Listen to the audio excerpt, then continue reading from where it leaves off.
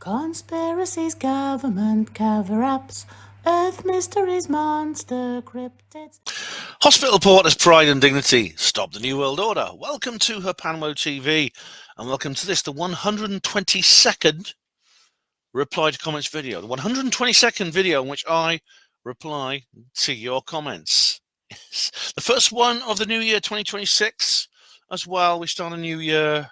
And yeah, it's a new beginning and all that sort of thing. The reason I make these videos is I don't have time to reply to my comments by text, which is a shame. Because well, I get quite a lot of them being a popular channel. But I feel obliged to reply because people put a lot of effort, I think, into commenting. And it's actually quite a big thing when someone comments on your video, and especially when they leave a long, detailed piece of feedback, which sometimes asks me direct questions or gives me direct criticisms or comments and things like that. And I feel obliged to reply to that. It's only fair. And so that's why I make these videos. You might say, well, I don't have time to reply by text. You might say, well, this is not really a substitute for that because, it's if someone wants to reply to a comment, they're not going to watch a 9-hour video for that. Well, you don't have to watch a 9-hour video because this video is not going to be 9 hours long. My reply to comments videos are a lot shorter than they used to be because I do them more often. And also, there's going to be a timestamp under the comment I'm replying to you, telling you to within the nearest hour when I'm going to be replying. So that's another reason why you don't have to watch the whole thing. Although a lot of you do watch the whole thing anyway. You don't have to watch. The most you have to watch is an hour, but you can watch the whole thing if you want. A lot of you do, all the way through. And I enjoy doing these videos. Some of my reply to comments videos are some of my best videos, actually. And it also preserves a precious philosophical dialogue, as Stefan Molyneux said, who I'm getting going off these days. I've gone off him quite a bit lately, but he did say, when he got banned from YouTube, well, the comments are gone, and it's a precious philosophical dialogue. Oh dear. Well, these videos preserve that dialogue. I should also point out, if you're watching this on YouTube, this is actually the YouTube version of this particular video. If you are watching this on YouTube, although I will upload this to all my platforms, if you are, you can actually just hit Control F and you get the transcript, and you can use the search. You can use some search to insert your username or a question and skip directly to whatever comment you like. So that's how it works. And now I should point out I'm going to do an alt-tech annex, as I always do, which will not be uploaded to YouTube. So I do recommend subbing to me on all the alt-tech sites, because if you don't, you only get this. You only get this particular version of the reply to comments video, which is not the whole story. So let's go straight back to the previous, the last comment made since the last reply to comments video. I should point out that there's only been 2 videos actually since my last reply to comments video, but I have decided to do a reply to comments video anyway, because the reason I've decided to do the reply to comments video anyway is because it's been a long time. Even though there's only 2 videos, I normally wouldn't do a reply to comments video that soon. It's the fact of the matter is, sorry, I'm just trying to do 2 things at once here. The fact of the matter is that it's been a long time, because I took a little bit of a break when I went away to work, and there's Christmas and Twixmas and the New Year and stuff like that. So that's what I decided to do. It's a longer period than usual between now and the last reply to comments video. Yeah. And that also, my most recent video, I'm being sued, has caused a lot of feedback. Indeed, it's generated more feedback than it normally does. So that's another reason. And while we're on the subject, it's of my latest video, I'm being sued. It's not just comments on the video that I'm actually replying to, or I have to deal with it at the moment, because somebody else has made a comment, a video comment, and it's an old friend of ours. And in fact, I'm going to play that now. So I've heard some bright spark out there is trying to sue Ben. Well, let me tell you, whoever you are, Ben is one of my assets. And playing with my assets is like playing with my balls. You don't want to play with my balls, mate, whoever you are. So I'm going to make you an offer. Do you know who I am? Well, let me tell you, mate. I am the man who's going to tear off your arms and legs. Know what I mean? And then I'll cut them into little pieces, yeah? Then I'll eat those pieces. And then I'll crap them out. And then I'll feed you those pieces until you die. Now do you know who I am? You really, really still want to sue Ben? Think about that, sunshine. And thank you, Charles. I should have known that Charles would have a way of dealing with my creditors in his own inimicable way. So thanks very much for that. So we're going to start with, now we've got Charles out of the way, with Lapis Conference 2025. And it's Snarnock. Snarnock, Happy New Year. He says here, I enjoyed the reportage, Ben. The previous London Bridge also had a building on it. Oh, yeah, I've seen old videos of London Bridge, actually, the original London Bridge, just a long time ago, where there's like there is indeed like something built on it. I suppose, you know, why not have something on a bridge? If a bridge is big enough, it seems a pity to waste the area, you know, waste the location. Excuse me. Starlock also says here on the same video, interesting to see a copy of the complete Sherlock Holmes among the UFO and paranormal books. I've read those stories several times, and they are probably at the top of my favorite fiction books. Right, yeah, I'm not actually, you know, I've never read a Sherlock Holmes book. I mean, I've seen many movie adaptations. Of course, Sherlock Holmes as a character has been portrayed in more ways in the theatre, in cinema, in other media than any other character. I've seen many adaptations of his films, and there was a TV series with Benedict Cumberbatch most recently. You know, I've never read the book. I mean, I think Doyle produced. I think he produced like about 7 novels and 20 short stories and something related to Holmes. I can't remember all the entire Holmes era, but I mean, he produced a lot of material with Sherlock Holmes in. And Arthur Conan Doyle, of course, is very well known, was a top-class woo-woo as well. Yes, he was very much a yes, he was very much on my side of things when it comes to opinions, definitely. And a reply to comments 121, the last reply to comments video. We have Professor Unwin-Most, who says, first, deep joy. Well done up there in the heavenly. Joy to the tops of the heavenly abodes there, Professor. And finally, we have 6EQUJ5, who, of course, is the wow signal, who says here, secondly most, I like the glitch. Well, wow signal, you're starting to speak a little bit of Unwinese there. It's catching on. Oh, I met the wow signal on another video. I remember the wow signal comment on another video that I was watching on someone else's channel. You know, someone else's channel. I remember I saw the wow signal there. I think it was a live stream, wasn't it? Wow signal. I can't remember. Or was it oh dear, I can't remember all the details. Nurses says on reply to comments 121. First, sorry, nurses, you're way too late. It's actually was it nurses? I can't tell. But anyway, I think you are third, so you get a bronze medal. And Red Ibex is also competing with you for third place on the same video and gets a joint bronze medal. Actually, you're slightly late there, Red. You really are. And on the same video, we have Dark Corners United Kingdom. Right, that's the same as Dark Corners UK with a new name. Sorry, I've been away for a long time, Ben.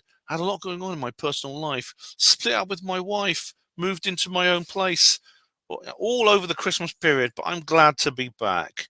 Oh, great, Dark Corners. It's good to have you back. And Neil Peel Paranormal Peep Show says, welcome back.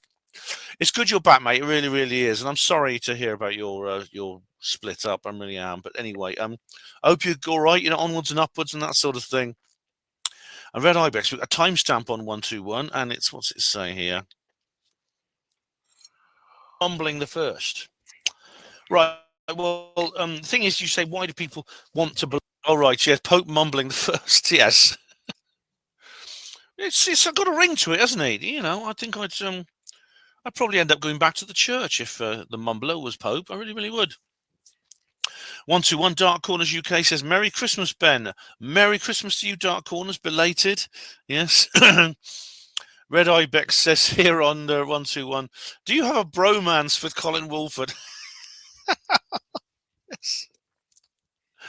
Paul Will says, yes, of course he does, Red Ibex, but it's a healthy one, of course. It's healthy with one with capital letters. Oh, yeah, it's funny, like, when two guys are really good friends these days. It's like, I mean, Molly, I just mentioned Stefan Molyneux, he sort of makes this point. People tend to not denigrate, but they tend to, there's lots of jokes about two men who are good friends, you know. Oh, they must be gay and stuff like that. Oh yeah, of course. I have lots of good friends in this particular field, and Colin is one of them. And it's odd, you know, because like I don't have real, like I said, it's a bit. I don't. This is not an appeal for pity, all right, but I don't have normal friends in my everyday life because you know I can't sit around just talking about like football all day. You know what I mean? It doesn't appeal to me. At some point, I've got to bring up the reptilians and the aliens and the underground bases. And when you do that, I know from experience, when you do that, people sort of go, and they sort of move away like that. So I'm not saying I'm not alone, because I'm not lonely or anything, because I've got friends, but they tend not to be in my area. There are a couple of woo-woo friends in this area. I mean, Lance Corporal I've mentioned and things, but generally not many people. Paul Will says on 121, the dragon juice is looking good, Ben. Oh, it's not bad, actually. It's actually I had a bit of lemon to it this time.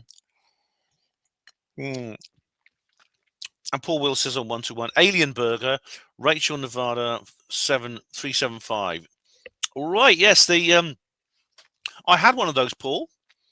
If you recall the video, have you seen the video?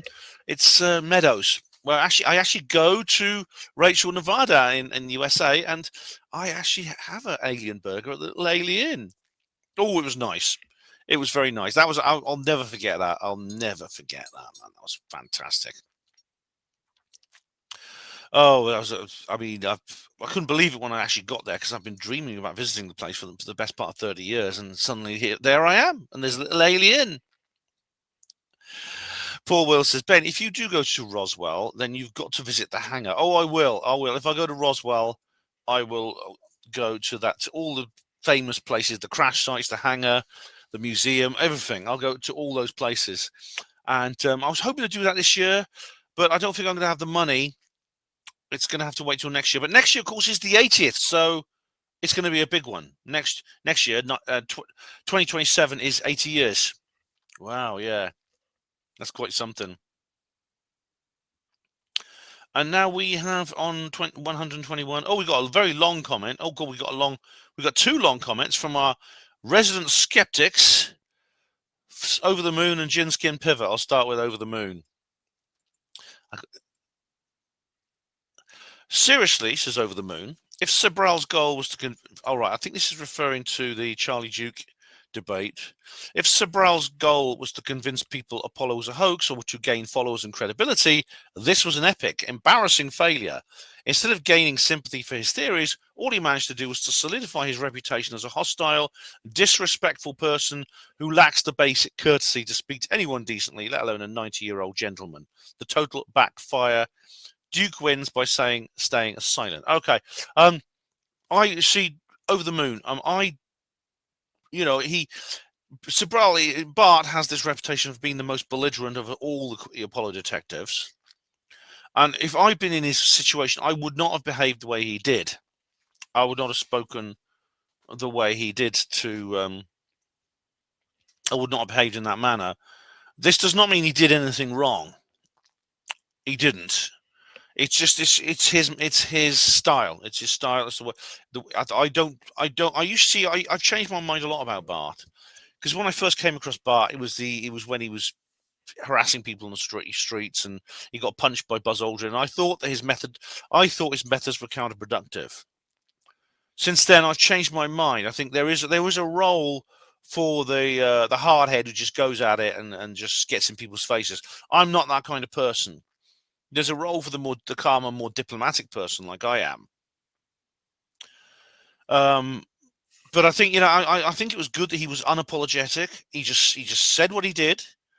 I mean, I wouldn't, if I'd been there, I wouldn't have like backed down. I wouldn't have been sort of like, the presence of Duke would not have caused me to, I would not have withdrawn or apologized or watered down anything I said, but I would have just treated it, I would have handled it differently. Bart was absolutely and utterly, he was I think he was perfectly, he did it his way, and he didn't, and what am I trying to say here? He didn't. He injected as much vim and vigor as he always did. And he says, and Over the Moon continues. Charlie Duke won this encounter simply by remaining calm and composed. Even though he was continually interrupted, he maintained his class. His quiet dignity and straightforward answers, given under intense pressure, speaks volumes more than Sabral's frantic accusations. A masterclass in hostility. Sabral's style was less of a debate, more of an aggressive, antagonistic interrogation. It was genuinely painful to watch how little respect he shows. It wasn't about seeking the truth. It was about forcing a confession. You see, a lot of people have used the term disrespectful when it comes to this. I did a written review, which I think I showed you, of the whole thing, the whole debate between the two on Danny Jones's podcast. A lot of people use the term disrespectful, but then that implies that somehow Charlie Duke is somebody who is entitled to some kind of reverence above and beyond what he normally would be. All right. Now, I don't believe that someone like Charlie Duke has a right not to be questioned. He doesn't. I would not have, as I said, I would have been gentler with him, but I would have probably asked the same questions that Bart did. And no one is above that. No one is so sort of like, nobody is put on such a pedestal that you cannot say, well, maybe they are not telling the truth. The credibility crash. For any neutral listener, this is Over the Moon again. The contrast between the two men was stark. You had a calm, accomplished astronaut versus a man who seemed manic and desperate to push an agenda. The result isn't the astronauts are lying. The result is Sabral is unhinged. He didn't just fail to prove his point. He turned people against his position. The consensus. Look at the comments across social media and YouTube. The consensus isn't that the moon landing was fake. It is that Bart Sabral is an unprofessional, rude, and a jerk. Something many on both sides knew already. He took a unique opportunity and squandered it by acting like a conspiracy-driven zealot. All this podcast did was reinforce the public's respect for Charlie Duke and cement the negative opinion of many already held of Sabral. What a colossal own goal. Right, I think on aggregate, it was probably... On aggregate, maybe Bart wasn't the right person for this kind of this particular kind of confrontation. But Bart didn't say anything that I thought was false. Bart, I don't think. You see, I don't think he was. You say he was rude, a jerk? He wasn't rude. I think he was like. I think he was. What's the word? I think when you're dealing with someone, especially of Charlie Duke's age, to begin with, a man of his age, I think he was like too hard. I'd say he was too hard, and I would have done it differently. But Bart was not rude, and he was not. One thing he didn't do, he didn't lie. He didn't try to deceive. He didn't. I don't think he used what you might call sophistry in any way. Bart was just himself. He was just Bart. And what the results of this, I don't know. I think own goal's a bit too strong. I think on aggregate, probably it was a 50-50 on aggregate. But it'll have reached a few people. A few people have reached it. I don't know if anyone who's already questioning the moon landing would be put off questioning it some more simply by watching Bart and Charlie there. I don't think that's the case. Analysis of Sabral's conduct, says Over the Moon. If I have to guess, I'd say you're on Sabral's side, which is surprising because many on the hoax side have turned on him. For example, the Apollo detectives were none to impress, and Randy Walsh absolutely slated him. Right, I've not actually seen that video. I've not seen the Apollo detectives' comments on this Over the Moon. I'll have to watch those. I haven't actually been on the Apollo detectives lately, but yeah, I'll have to see what they said about it.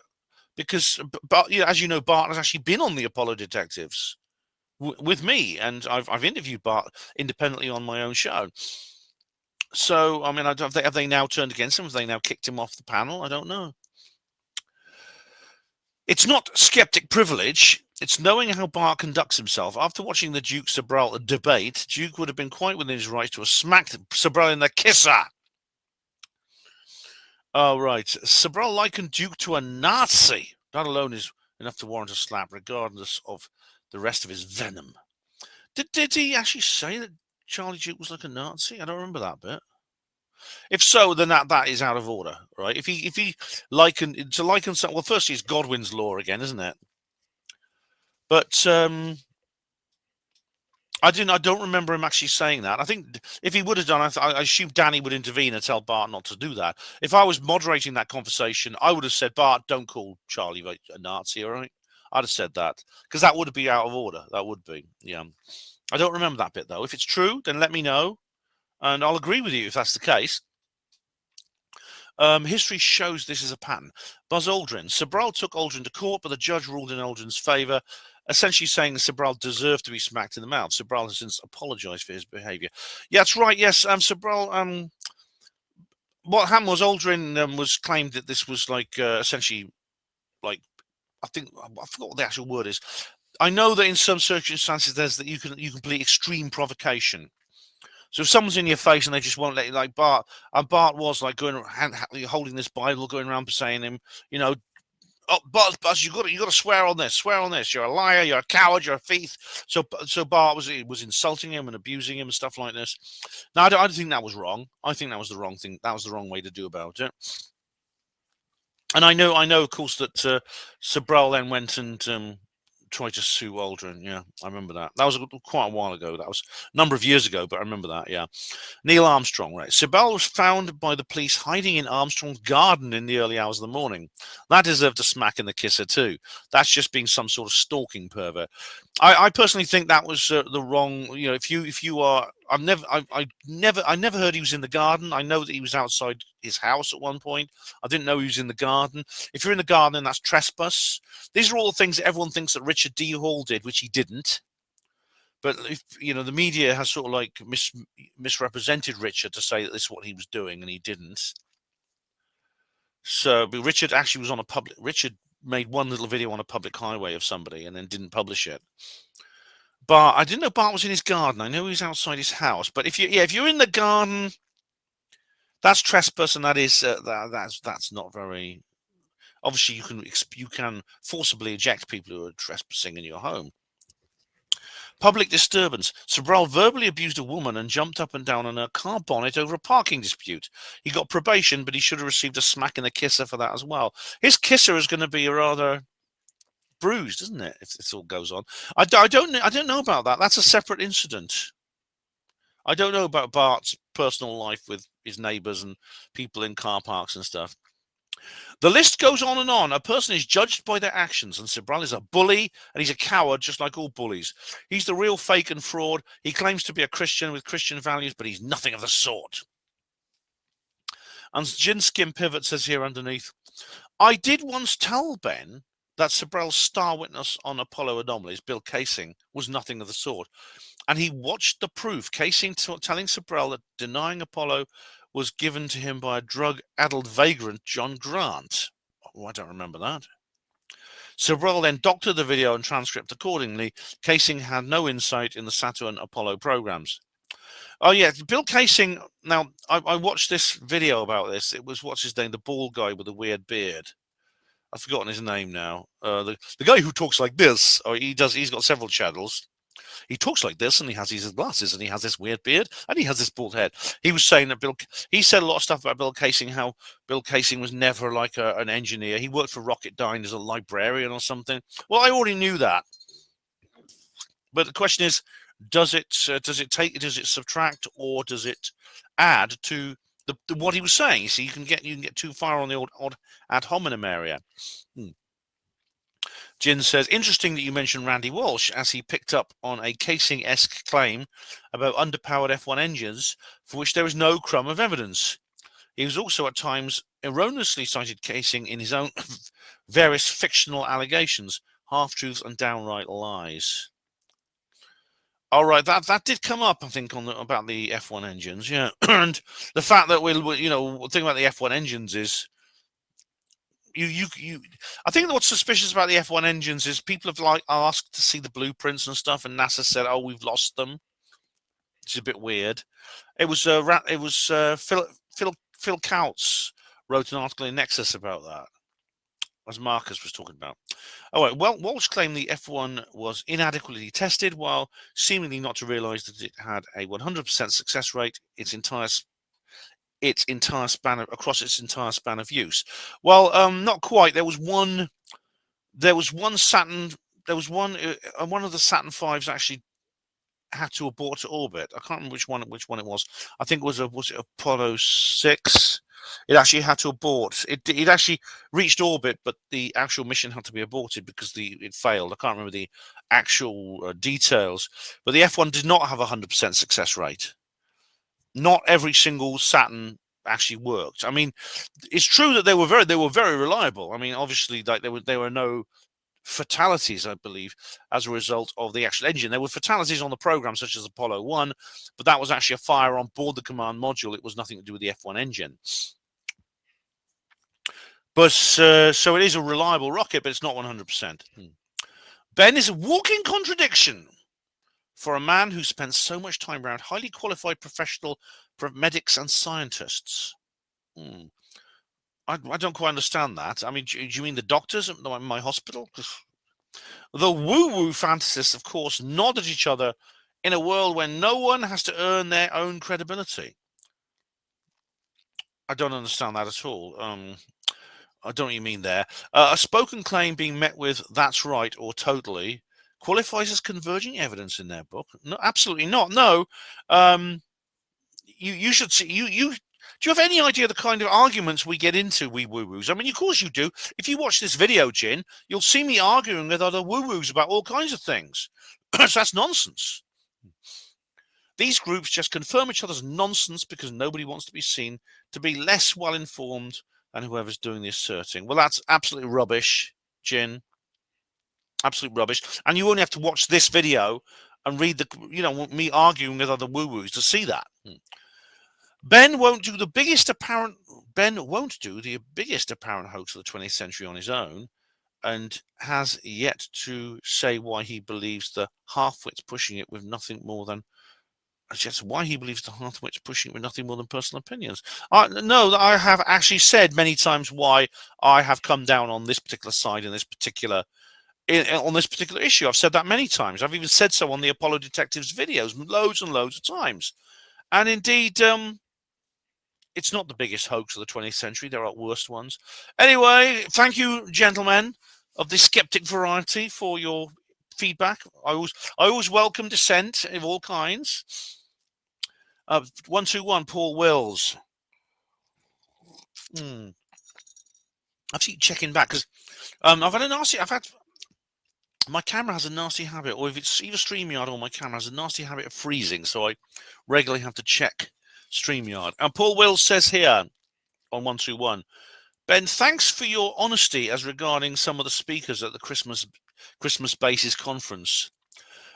Yeah, you're welcome, Paul. I'm glad I did that. Yeah, because I'm a very positive person, as you know, but I'm not sycophantic.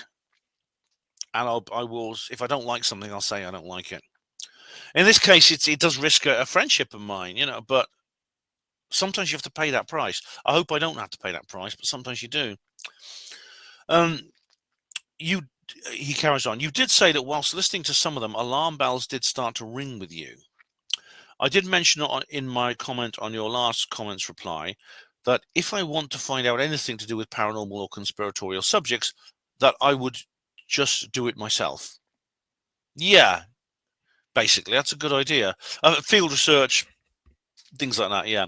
The reason for this is that when I watch your Ancient Aliens conference, you did say that we need to be careful about looking up these looking up to these individuals. Giorgio, and a lot of them. Oh, you mean the Awake Con in Blackpool? Yeah, the Awake Con. I think that's the one you mean. Yeah, Giorgio and a lot of them, and just go and find out these questions for ourselves. Yeah, I mean, I think there's some, and there's nothing wrong with, like, obviously, like in all movements, there are central figures within those movements. And of course, Giorgio Tsoukalos is one, as is Eric von Daniken, who's kind of his mentor. And a lot of the people who were actually at that excellent conference in Blackpool, I absolutely loved. If you watch my video, A Streetcar Named Stargate, I just think it's absolutely, it was just fantastic. I loved it. But, I don't necessarily believe these people. In fact, Giorgio, I had my criticisms of Giorgio, if you remember, because he started laying into sort of people who believe in chemtrails and stuff like that. And I thought, so Giorgio, he wants to believe there are conspiracies. He wants to believe there are secrets, but, not those kinds of secrets. And I deal with people like that all the time. For example, I've dealt with people in the UFO field who won't talk about 9/11. And Andrew Johnson always makes this. Andrew Johnson makes this complaint. They're going about UFOs, but they don't talk about 9/11. And the thing is, despite my personal antipathy for Andrew, I do agree with him on that. Many, many other examples. The C word, the lockdown. A lot of the UFO people were saying, get your V words and put your M words on. I have to say to you, says Paul, I have to say to you, mate, that's exactly what I do as regarding these subjects that we are passionate about. Thanks, mate. You're welcome, Paul. Good comment. Right. Here we go. 121. Paul Wills. Ben, the Alien Harvest documentary. Wow. Linda Moulton Howe. A fantastic piece of investigative journalism in the alien paranormal field. I agree with you. Love to Linda. Yeah. Oh, now, technically speaking, I think it's under copyright, but there are obviously, I don't know if it's commercially available. If so, then please do purchase it. But copies are always floating around, and if I see one somewhere, and if someone decides to watch one, I'm not going to condemn you if you watch it, because it is a very fascinating documentary from the I think 1980 that it came out, and it really launched the whole subject of mutilations, and it goes into a lot of other areas too, including alien abductions and stuff like that.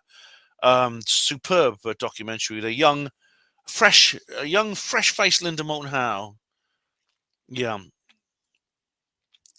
And Neil Peel says here on 121, oh my God, the Unwin comments. They need to be Tipexed out of existence. Even you struggle to read through them. Oh, no. No. I like the Professor Unwin most, and what he does. It's a nice new angle and something new and amusing for this channel. So no, I don't agree, Neil. I don't agree at all. And Over the Moon said, deeply agree. Oh, gold. He's starting. See, Over the Moon is agreeing with you, but he's speaking Unwinese himself. But mum's the wordy. If the wordy leaked out to my secret concubines, the embarrassment would be quite bold and unbearably. That's. I think that's a kind of different. That's not Unwinese. That's something similar but different.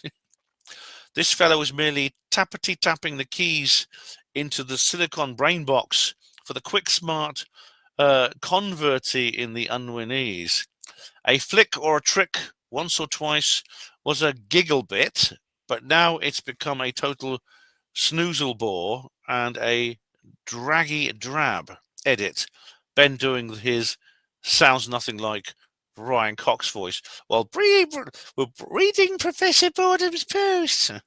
That's it. I can't take any more. I'm out of here.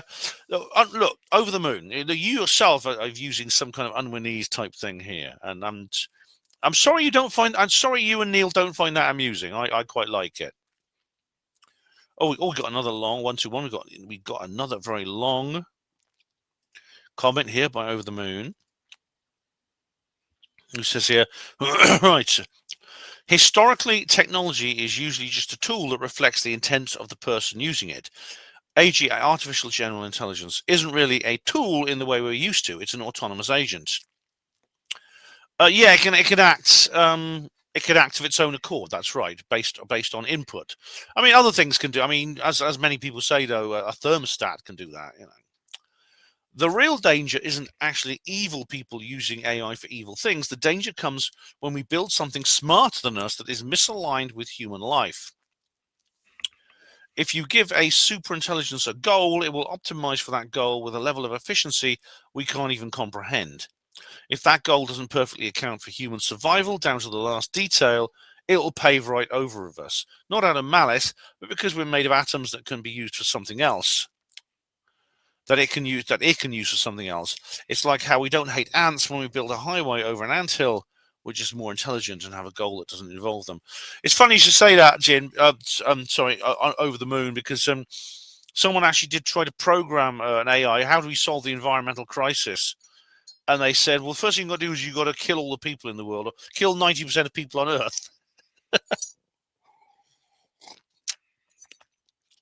At the same time, though, they didn't need to sort of sit down and persuade the AI not to do that. They just put like what's known as I've got the technical term for it, but it's something. It's like it's a piece of programming that actually prevents it thinking in those terms. I can't remember the technical term, which indicates that it's not AGI yet. It doesn't have a will of its own. It's not like the supercomputers for science fiction. And once they put this programming into it, these AIs, none of the AIs actually say, "I don't like you doing this to me."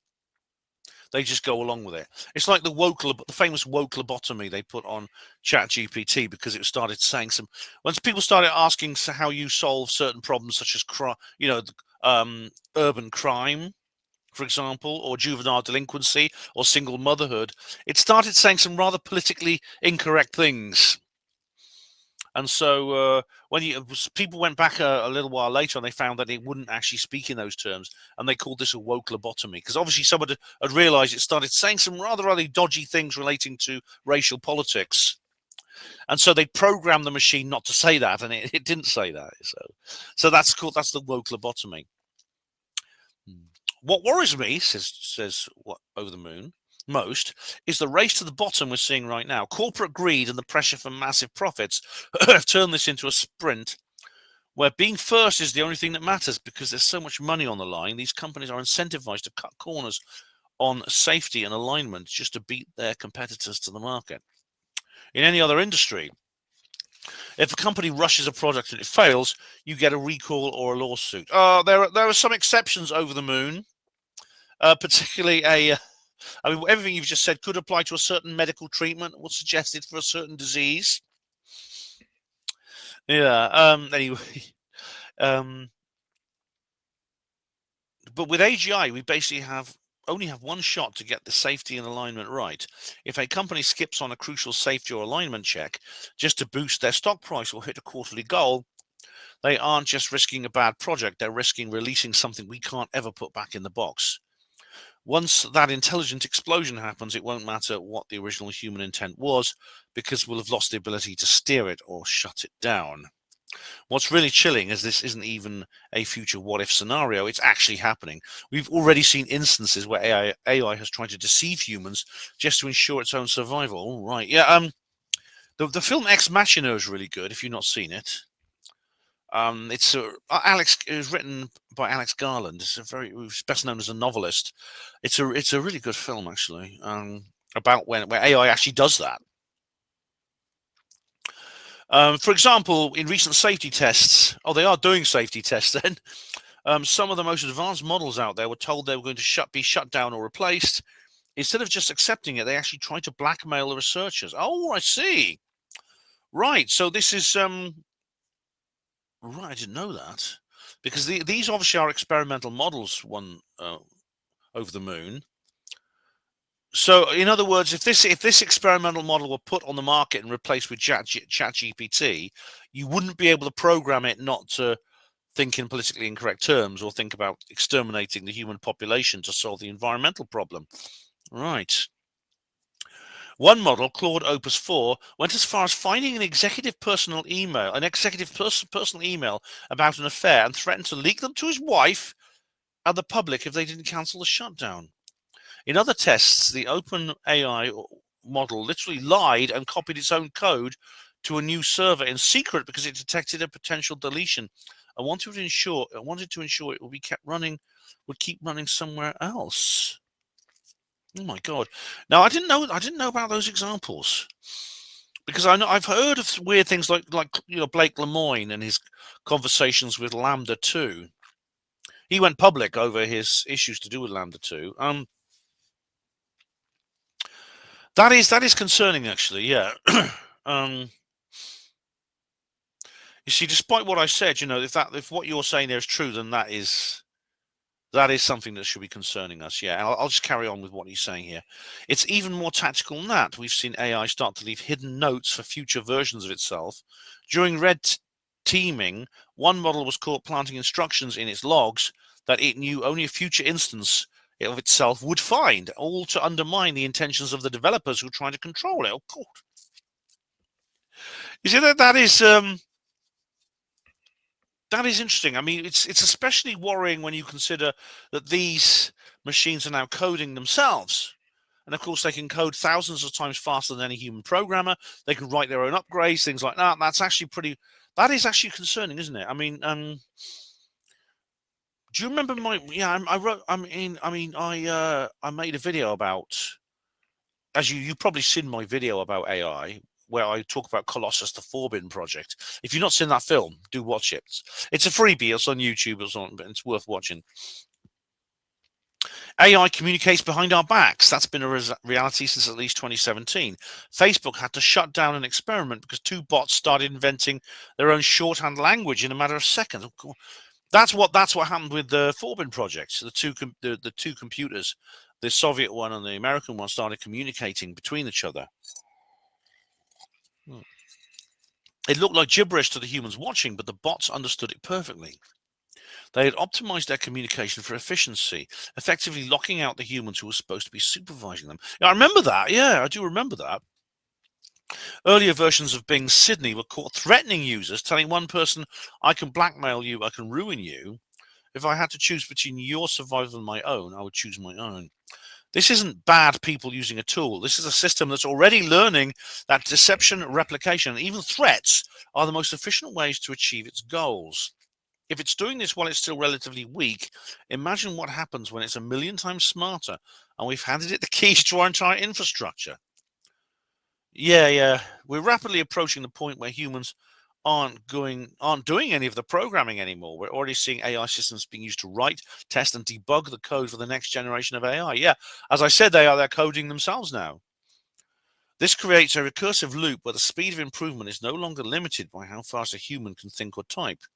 While a human engineer takes years to learn a language or weeks to build a feature, an AI can literally can iterate on its own architecture in seconds. We're moving towards a black box scenario where the AI is optimizing itself in ways that are mathematically sound but completely incomprehensible to us. It's reaching a level where the gap in intelligence will be like a human trying to explain the internet to an ant. The ant has no concept of what a server or fiber optics is. It just knows the ground is vibrating. We'll be in that same position, watching the world change around us at a speed we can't follow, driven by logic we can't fathom. Timeline to zero-day intelligence explosion between 2026 and 2030, but that gap is getting smaller rapidly. A point taken. Over the moon.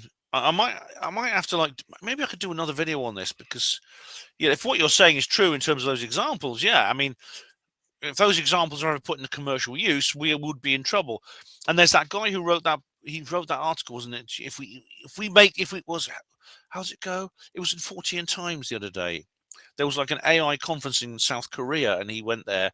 I can't remember his name, but his article was called "If We Build This, We All Die." Yeah, point taken. Over the moon. This needs to be reassessed. And Sarasium says, "What a beautifully crafted and technologically literate comment. I hope it'll be read by more than 3 people, including me, who liked it." Well, you got 3 thumbs up on that there, Over the moon, and I've read it now, and everyone watching this video will hear it. Yeah. Right. Secret Space Disclosure Basis 2025 conference. Shawnee Evans. Hello, Shawnee. Oh, you were there, weren't you? I think you were there. Shawnee says, James had a strong healing by Amir. I watched. I'm so glad for this. Oh, yeah. Amir was doing this. he had this little bag. Do you remember I showed you the bag of his very shamanic healing tools and things like that? Yeah. Now, Jinskin Pivot now is saying this. What video? Let's have a look. What video is this on? Reply to comments 101. Sorry, 121. Yeah. Sabrel Duke quote: "You can guess whose side I was on, can't you? Yeah. I'm betting it was the idiot Apollo denier who spent years lying about Bill Casing being his star witness." Sabrel brought up the Netherlands rock sample found to be petrified wood. Sabrel claimed it had a link to Neil Armstrong, which is a lie. It has no link to Apollo whatsoever. The Netherlands rock sample, 2 of them, are encased in lucite and reside in a museum in Leiden. Yeah, they are being marketed as moon rocks, though, aren't they? Sabrel brought up Kelly Smith. Kelly Smith claimed that the VAB radiation problem must be solved before we send humans through them, carefully omitting the part where the same person makes this clear about it. Where the same person makes clear this is about Orion's onboard systems and computers, which at the time of the statement were untested. I don't know about the specific claim we're talking about here, but I do know that the VAB radiation, the Van Allen belts, must be solved. Yeah, and what's more, the issue was not solved before the first Apollo missions, because they were only discovered in 1959 with Explorer 1. I don't have all the details to hand, but you can find it on the Apollo Detectives videos. Sabrel quotes Don Pettit saying NASA destroyed the Apollo technology, implying that knowledge was purposely eradicated. Pettit was simply talking of the termination and dismantling of the Apollo contracting, manufacturing, and active mission program. The definition of destroy is to end the existence of. It's nothing sinister, really. Jin, I do recommend reading Phil Kautz's articles in Nexus magazine, because that's actually not true, what you just said there. I don't know about Don Pettit specifically, but those articles, Phil goes into enormous detail about how, essentially, the whole Apollo has been, the whole Saturn V rocket system has been essentially memory hold. Why? Why is that? Sabrel brought up von Braun's claims about fuel use and that the rocket to the moon would need to refuel in orbit. He also cited Musk and others about the current line of thought about future missions needing multiple refueling sorties in orbit. Firstly, von Braun initially favored a direct ascent vehicle. Shortly after the Kennedys' announcements, there was a discussion around the use of the Saturn Nova. I don't know what that is. Von Braun had no technical knowledge of staging rockets or of the lunar orbit and rendezvous method, which was settled on. Using the Saturn V, he would ultimately be swayed to this configuration of a vehicle because the Nova rocket didn't lend itself to any practical methods of landing and recovering the crew. All right, I don't actually know about the Nova thing. I know that there was this idea that the moon, there would need to be some kind of orbital platform or orbital base to actually launch the rocket to the moon. There needs to be some kind of orbital infrastructure around the Earth as a base for a lunar mission. This is how it's always been portrayed in science fiction. I mentioned Arthur C. Clarke's Voyage to the Moon serial, which of course was not how it apparently happened. Musk's understanding of the fueling issue is wholly about rockets propelling much larger payloads to much greater distances. Sabrel actually cites shadow angles, stating that by looking at the photos of the lunar surface, some will actually intersect if their angles were extended slightly further. All right, he appears to do nothing about perspective, and shadows do exactly the same on Earth. We've been through that, Jin, on the Apollo Detectives. Marcus Allen, in particular, talks about this, citing David Percy's photography work. Presumably, he also thinks that standing between and looking down a straight length of railway tracks, they meet somewhere in the distance. No, that's not the same thing, all right? And that Bart is not actually saying that they literally meet the way railway tracks will cross over. On the moon and the Earth, all converging shadows from a human's perspective, they're perfectly parallel from directly above. No, they're not. And indeed, we provide our own examples of that. I mean, there's lots of details in Mary Bennett and David Percy's book. In the Elysian Space, the book by, I forgot the name of the German author, things like that. It's all, and the whole railway thing is actually covered in detail by the Oh, not Igor Witkowski. What's his name? There's a German author with a Polish-sounding name who wrote a book called Lies in Space. All right, it was translated into English, and it had a different title in English, but it goes into detail there. You are a woo-woo, Ben. No shit, Sherlock. And I think you find comfort in your little fantasies. You patronize me a bit more, why don't you? But the fact is, you favor the fantastical on very thin evidence. Every vapor trail is a chemtrail for weather adjustment. Oh, I can't wait for you to watch the next Oxford graffiti video, Jin, because you'll find exactly that that's actually not the case. Not because you have any evidence, but rather because somebody said it as a flat assertion. You invest in idiots with steel tubes, and then when they confess to fakery, which at one point you said was definitely a possibility, they must have been got at by the MIB. Oh, my goodness me. I have these conversations all the time with people, right? I say, oh, look, the sky's blue. And someone says, no, Ben, why did you just say the sky was green? You just said the sky was green. Everyone here will testify. You just said the sky was green. This is referring to James. All right. I invest in idiots. Firstly, listen to this. I invest in idiots with steel tubes, which they then confess to fakery. So I invested in James. Emotionally and intellectually, I invested in him. The fact that you use the word invest is such a gross misrepresentation of everything I said about James. It's unbelievable. It's breathtaking. Just better check the time. All right, we're doing all right for time. That is really an astounding misrepresentation. And when they confess to fakery, which at one point you said was definitely a possibility. Oh, well, at least you confess. At least you admit that I said it's definitely a possibility. I've always said it was definitely a possibility. They must have been got at by the MIB. See, they must have been got at by the Men in Black. Is that a quote by me? Because I never said they must have been got at. I said it's a possibility. Do you see how you are polarizing and marginalizing me? This is a completely this whole paragraph is simply an ad hominem attack, which is not. It's not even an ad hominem attack against me personally. It's an ad hominem attack against some kind of caricature of me.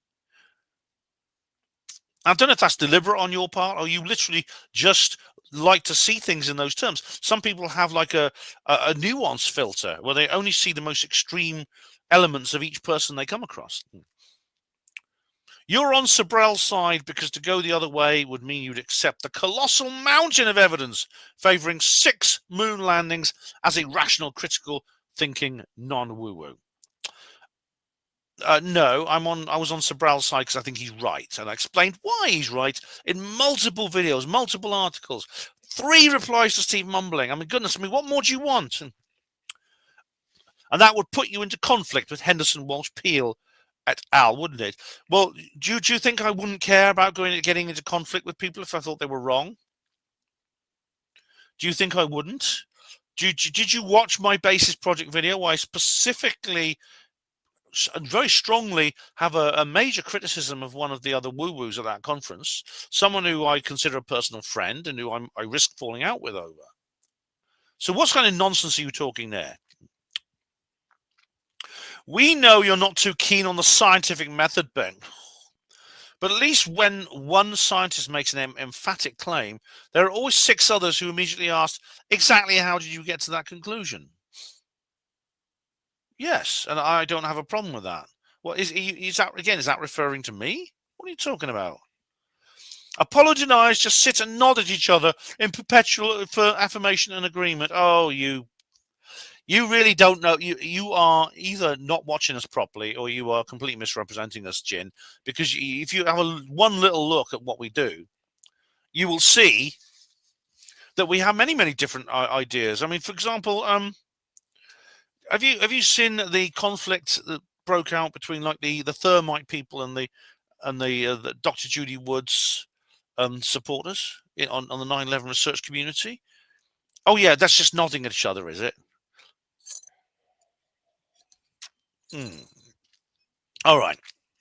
121. Skip. All right. Gin Skim Pivot says here. Skeptic's privilege. To be fair, Ben, you're the one not accepting conventional wisdom and the epistemological validity of knowledge. I'm not accepting conventional wisdom. No, I mean, but I do accept the epistemological validity of knowledge. And if it's okay to call war veterans and test pilots liars and cowards for going along with a global hoax, did I say that? Well, firstly, war veterans and test pilots are not above criticism. And some of them do lie and some are cowards. And just like other people can be liars and cowards. This doesn't mean I've not called anyone a liar and a coward. Oh, I've called a couple of people that, but I don't remember calling a war veteran or a test pilot that. Then I'd say cheering Aldrin for punching Sobral is more about free speech than about anything particularly hateful. Or look, I know very well, of course, that Apollo believers are going to be really, really happy. We're really happy when Aldrin punched Sobral. I know that. I mean, it's to be expected. I've not actually said they can't do that. It's a bit too late anyway. I used to be on a forum with one of the people. I turned out later they were a member of Team Droik. They had one of those little GIF these little GIF or GIF, whatever you pronounce it. One of those little GIF avatars, which was like Aldrin doing that over and over again. That was his avatar on the forum. But Aldrin just punching Sobral. He put that on the forum as his avatar. Now, I didn't delete that. I didn't tell him not to do that. So I do actually believe in free speech. Jin said, Sobral is a fruitcake and a liar. He asked the astronauts to swear on the Bible they walked on the moon, and 3 of them did, but he still tarred them all with the same brush. A slightly better example of ingrained hatefulness, methinks. Well, if you remember, as I said, Jin, I don't actually endorse all of Bart's methods.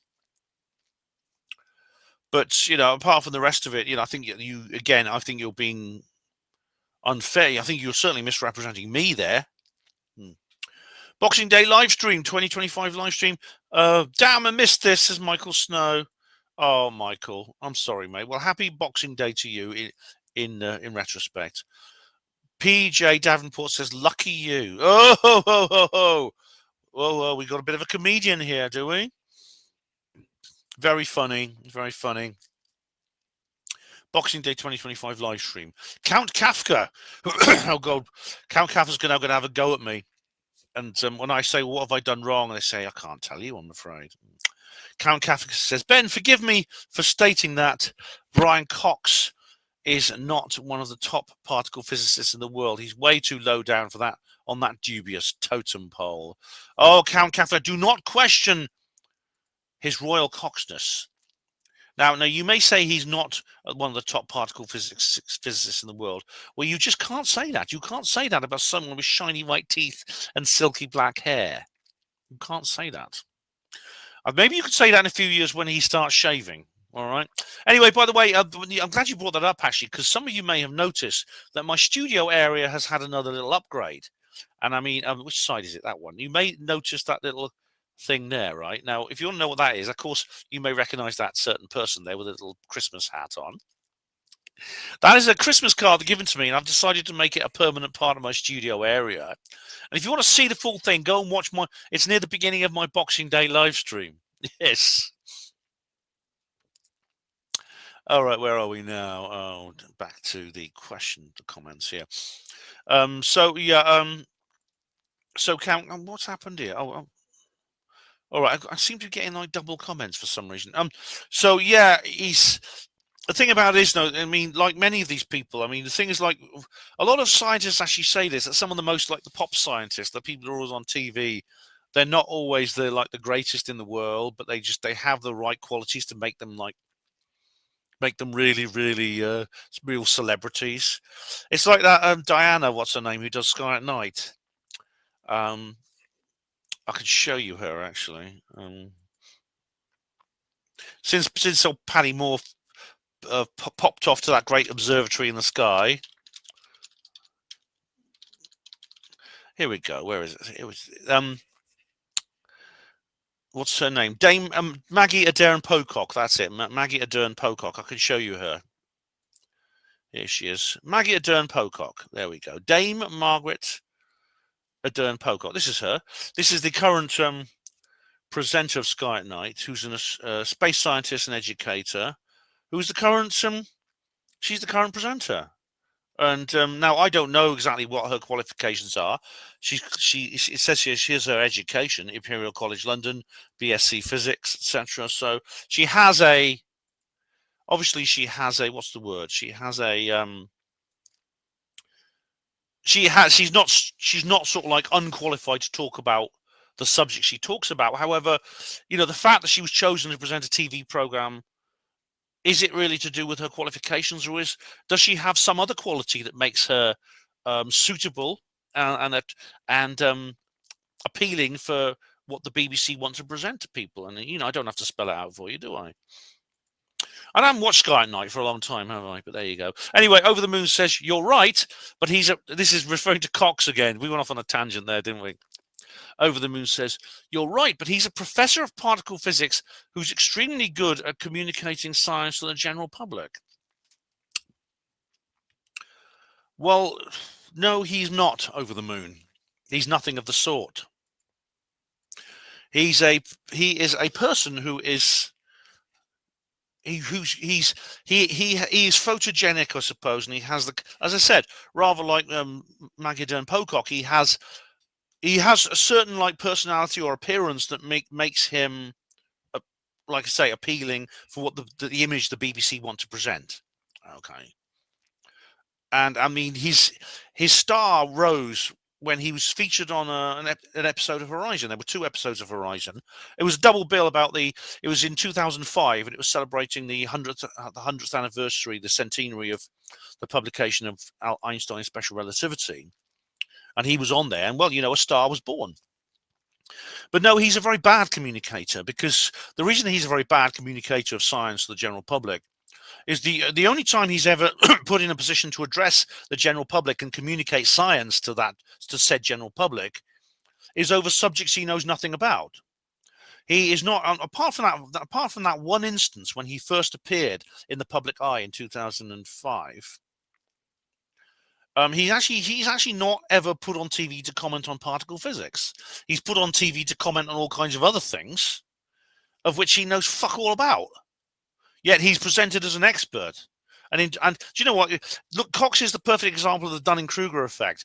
Because he seems to know everything about particle physics, they get him onto TV shows to talk about like environmentalism or biology or things like that. So he stands there saying, everyone who thinks that climate change isn't true is an absolute knobber. But he's not, you know, he knows less about it than I do. Do you see what I mean? This is why Cox is such an important figure in the realm of propaganda, media propaganda. So you're completely wrong. He's nothing of the sort.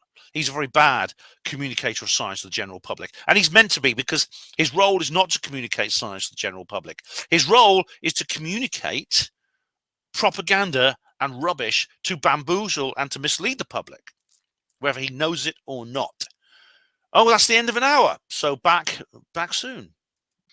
Okay, guys and gals, HPANWO TV viewers, we're back for hour number 2 of this 122nd reply to comments video. And we are now we're now moving a bit forward, a bit further. This is on 121, so on the 2nd hour now. And we're going on to Jinskin Pivot again, who says misheard Morden's expression, right? Morden's, right. Yeah, I can't remember what was it? I can't remember the actual contents, but someone said something I didn't quite understand. And Jin says here, it's probably Moses. The origin of spiritual transfiguration is biblical and refers to the appearance of Moses and Elijah. All right. Luke 9:28-36. Right. Well, thanks for the information, Jin. I can't actually, I've forgotten. I remember the Morden's thing, but I can't remember the context in which I was talking. It's a long time ago. It's a problem when you create so much content. Sometimes I forget exactly what I've been saying, when and where, and what it's about. but thanks for you may well be right. If I can remember the contents, I'll find out. Yeah. Okay, Colonel. Oh God! Oh my God! Here we go. Colonel Holt returns to Rendlesham. This is one of my most infamous videos that I've ever done, and it actually led to well, it's funny enough, considering my most recent little set to.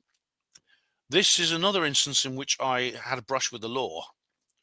I was threatened with a lawsuit over this, I'm telling you. But we have here Highly Strung Tongue. That's a good name. Highly Strung Tongue, who says here, great to see this again. Would love to chat sometime, Ben, regarding my own research and experiences in and around the forest. Great to see a truther still pushing the boundaries and tape. Big respect, Ben. Good to hear from you, sir. You too, Highly Strung Tongue. Well, get in touch with me. I've got my email. If you go to the HPANWO TV blog, you can see my email there, so you can contact me there. I'd love to hear what you have to say, because I mean, of course, I know very well the Rendlesham Forest is just one little part of. Sorry, the actual 1980 incident is just one little part of a lot of strange things that happened around in that area. The late Derek Savory, a good friend of mine who's no longer with us, he researched that in great detail with other people like Brenda Butler and a couple of other people used to go into the woods with him. Yeah, definitely. Boxing Day 2025 live stream. We have Ravenhill, a pastime 1968 with yet another username. Hope it was a happy Christmas, Ben. Not commented in a long while as I've been away, but wishing you a great new year and for your channel to go from strength to strength. Thanks, Ravenhill. Much appreciated. Much appreciated, mate. Yeah, I do. And now we have Over the Moon. Boxing Day 2025 live stream. It seems hypocritical to criticize Brian Cox for stepping outside his specific field of expertise in science when you lecture on every subject imaginable. Why is his commentary an issue when it is nowhere near as broad as yours? Well, let's think about that a minute. Well, by that logic, Over the Moon, then the only thing I should ever talk about is hospital portering. And it's funny enough because someone actually said, "Oh, you shouldn't talk about things you know nothing about." So next time I saw them, I said, "Well, I'll talk about hospital portering." I don't want to talk about hospital portering. Right? Well, don't tell me talk about something I know nothing about. I think the difference Over the Moon is that Cox is presented as an expert. So he presents himself as somebody who is the ultimate authority on whatever he's talking about on television, and he reaches millions of people, whereas I reach. Well, I don't know exactly how many people I reach. It's more than what YouTube tell me, but it's probably a lot less than Coxie. And the thing is, I don't present myself as an expert. I don't present myself as the ultimate authority on every subject imaginable. Yes, I have a broad area of discussion, but I don't have a broad area of expertise. I'm not an expert. I'm a commentator and researcher and a thinker and a communicator. But I don't set myself up as the authority of whatever I'm talking about. That's the difference. Cox is presented as the authority. Jolly Jones, that's a good name. I'm a Jolly Jones too, Jolly Emlyn-Jones. There is a difference in somebody, he says here, there's a difference in somebody giving their personal opinion on a subject and with someone being presented to the general public as an authoritative expert on subjects they're not even credited in. Right, that's a good point, Jolly. In fact, you're making the same point that I did. So I understand what you're... So, yeah, yes, absolutely right. Jolly says, I've never heard Professor Brian Cox preface his statements on subjects outside his sphere with, in my opinion. He always presents them as facts he has thoroughly researched. Yes, that's true, Jolly. And what's more, other people, I think, put him on a pedestal which he doesn't deserve as well. Maybe it's his shiny white teeth and silky black hair and things like that. But, whatever it is, for example, what's his name? David Attenborough called Cox his natural successor. Well, this is strange because Cox is not a biologist. Cox actually has started presenting programs on biology. This the kind of programs that Attenborough used to present. David Attenborough used to make. He really used to present these programs, and he did them very well. He was actually a very, very good communicator of the science that he studies in, which is he did his various around the world with on wildlife and things like that, and nature, the living planet, life on Earth, etc. These are excellent documentaries, and he was the perfect person to present them. But then Cox started doing some programs for the BBC. I think it was what was it? He did this one called Science Britannica, which is like a 3-part series where he talks a lot about wildlife and stuff like this. And Attenborough was almost like licking him all over, saying, "Oh, he's so wonderful. He's my natural successor." But Cox is a physicist, not a biologist. So it's not just Cox. Thing is about Cox is this arrogance doesn't just come from within inside him. Unfortunately, it's very much top down. His arrogance is very much encouraged and stoked and I think incited by authorities within the media. And Over the Moon says here, I've never heard Ben preface his statements on subjects outside his sphere, hospital portering and dog walking with, in my opinion. Well, I'm all right. I don't on every single thing, Over the Moon. I don't. But I do actually I think in terms of the context of my delivery and dialogue, I think I do. I think I imply it very much in what I say. So even if I don't actually say the words as a kind of disclaimer before every single sentence, I think I make it obvious in what I talk about, in the way I talk about it. When Cox speaks, and Over the Moon says, when Cox speaks on subjects outside his sphere, such as biology, economics, or general philosophy, he's often doing so in his capacity as a science communicator, specifically under his Royal Society mandate for public engagement. Whoa, there is an Orwellian job title if ever you saw one. And his 2012 Michael Faraday Prize for Excellence in Communication Science. Or as a broadcaster, rather than a primary research experts in those specific fields. Yeah, and as I've already told you, Over the Moon, I consider him very bad at all those things. I think he gets these awards not because he's good at this particular skill of science communication. He gets these awards because he's willing to deliver. He's willing, whether he knows it or not, he's willing to deliver the message that the government, the authorities, the intellectual authorities want to deliver to the publication. He wants to deliver to the population in order to instill certain thoughts, feelings, and information or misinformation within the public psyche. That's why he has those awards. This is why he is championed and he is lauded so much. Ben hates Brian Cox as a person. Yes, hate is too strong a word. I find him annoying and I find him obnoxious. Hate is a big word. I know I don't hate him. I just pity the fool, as Mr. T would say. Not as a scientist or a scientific communicator, and the reason why has been mentioned on the internet numerous times. Ben has a lot of. Hold on a sec here. Ben has the hots for a girl called, I won't mention her name, who is so obsessed with Brian Cox she often refers to herself as her name and Cox.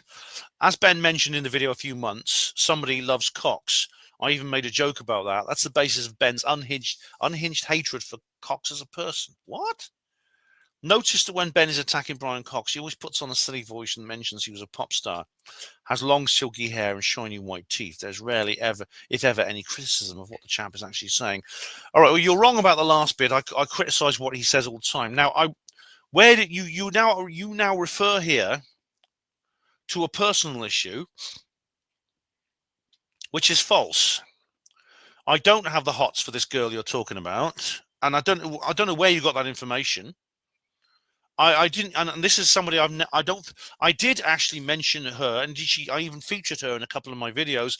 I then later on had to delete those videos for reasons I did mention at one point. I did mention the reasons why. I'm not going to go through them again. But you are completely wrong here, and you shouldn't listen to internet gossip if that's where you got it from, Over the Moon. David Smith says underneath, or as Ben would say, that's just rhetoric. I do enjoy his impressions, though. Ben has a great sense of humor. Well, thanks, David. I'm glad you enjoy something about me. But, I'm actually going to delete this comment, I think, because I think it's stupid and it's idiotic. And I think it is actually I think it's libelous. And we have now gin skin pivot on 121. 45 minutes to get in 9 seconds. Quote, again, good investigations can reveal that. That is how I rule out things before labeling something alien. All right, that's how I rule out any other possibility apart from aliens. Every possibility should be examined and ruled out if necessary. Right? Did I say that? Okay. That's how I rule out. And Jin says here, in 2 recent videos, you look up and remark on the appearance of chemtrails. And in one, you say you think the weather will probably change as a result. Yes. How did you rule out the more likely occurrence of common or garden vapor trails from aircraft engine exhaust? Just by sight and in a few seconds? We've been here before, of course, but I'll ask again. What evidence gleaned by good investigation shows illegal chemical spraying taking place in the UK in broad daylight? Feel free to be as specific as you know how. Certainly, well, I'll be very specific. Firstly, in an upcoming video I'm going to be making, that is the next Oxford graffiti video, number 15, I think. You'll find an awful lot in there, which gives a lot of explanations. Secondly, I also do explain and I rule out, and in terms of good investigation, rule out all those things. I do indeed rule these things. I do indeed explain that in various videos, including, what's it called? Let's have a look. I could give you many examples here. I mean, feel free to leave. Feel free to leave, please, comments underneath these particular videos. I'd appreciate if you would leave a comment under these particular videos. So, for example,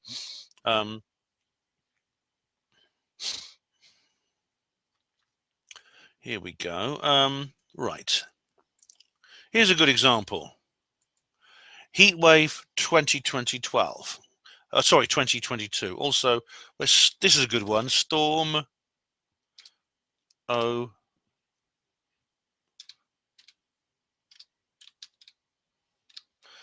I love this word. Storm apocalypse. There we are. It's a good one this is more recent. This is from January in 2024. Storm apocalypse live stream. Check that one out.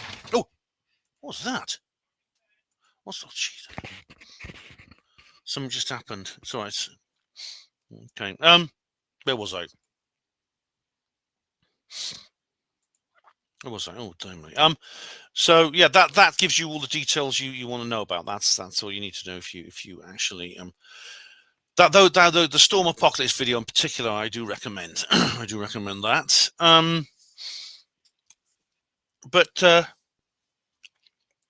sorry, there's some fuss going on up there. It's all right. I can hear somebody talking in the background. Maybe you can hear them too. So that explains how I rule out certain things. It explains why I think what I do. The whole issue of chemtrails, which you say we've been here before, but I'll ask again. Well, the answer is in those videos, and please feel free to leave a comment if you think I made a mistake. Right, and we have now David Smith on Secret Space Disclosure Bases 2025 Conference. New video here. Ufology, says David, like any field that explores unknown phenomena, would benefit from a diversity of perspectives, including more female voices. Since we have no reason to believe that potential extraterrestrial beings would be predominantly interested in men, it makes sense to include a wide range of human experiences and viewpoints. This diversity can enrich the field by broadening the questions asked, the interpretations considered, and the approaches taken. Even as a skeptic, I recognize that including more women could help ufology grow in depth and credibility by avoiding the narrow male-centric viewpoint. All right. There's a red rag to a bull. Okay. Right. As always, as I will recommend here, I've got a feeling you, sir, are baiting me. And the reason why is because I kind of, again, watch this video, Women in Ufology, which tells you everything. You essentially, what you have said there is the very issue I address in that video, which you would need. The points I make in that video are kind of a reply to everything you said here, yet you're not replying to the points I've made. Luckily, someone else has. and I'll come on to her response in a minute. But you don't, perhaps you don't realize that we are dealing with a major civil rights issue here, and I have explained to you exactly why I think that is and why it's necessary to take the action that I've taken. But anyway, I'll leave this up to somebody else here. Somebody else here has a very, very interesting take indeed. Rhiannon Raven. I'm going to enjoy reading this. That is because you're assuming that men are only interested in male-centric viewpoints, whatever the hell that is. Do you also assume that chip shop owners are only interested in chip shop owner-centric viewpoints regarding alien invasion? Will the aliens bring a new species of potatoes? What if the aliens decide to take over the fishing industry and slap an 80% tax increase on battered cod? How far are we expected to take this intersectionalist nonsense? Do you not see how insulting and harmful it is to assume that someone is only capable of understanding any subject through the focus of physical immutable characteristics, which have absolutely nothing to do with their ability to understand something as complex as ufology? Diverse opinions happen because of a huge range of variables, including diverse life experiences and neurotypes, in addition to the complexities and mysteries of personality. None of this has to include sex or ethnicity. I have very little in common with most of the other women I know. I am bored to death talking about nails and what they are planning to wear to the Christmas work party. I am an outlier, yes, but the fact I exist means that there will be other outliers too. Making assumptions that because I happen to be born with a particular arrangement of genitals means I will also hold certain viewpoints about UFOs is both offensive to the individual and not helpful to the subject. Then again, maybe I am being unfair and it's offensive to me because so many of the women in ufology appear to be one of the, quote, I was taken on board a spaceship and spent 7 years as an alien sex slave, unquote, variety, rather than the committed and self-disciplined researchers who spend years quietly focusing on evidence gathering and cross-checking information properly over self-promotion and ego stroking. I think my point is it's really unhelpful to say we need more women in ufology, just as it's really unhelpful to say we need more chip shop owners or Mexican amputees with a sweet tooth in ufology. What we actually need in ufology is more people who are committed to truth and integrity over self-promotion and BS, whatever particular immutable characteristics those people may happen to have been born with. Absolutely, well said, Rhiannon. That's absolutely true. I mean, it's really incredible to think like you have like this. Stephen Molyneux made this point. He was talking to this black person, and he said, this person luckily saw through all this cultural Marxist crap. And Stefan was talking about conversations he'd had with other black people, and they always say things like, "You don't know what it's like. You can't understand me, man, because the color of your skin. There's a divide between us in life experience because of the color of my skin and your white male privilege and my oppression." Things like that. And of course, you'd expect people who go to something like the Basis Project conferences to have seen through all that nonsense, and obviously some of them haven't. But I'd like to say to these people, if they do think that way, I like Rhiannon has with women, I have very little in common with most of the men I know. Very little indeed. Almost none with 99% of the men I know, and 99% of the white people I know.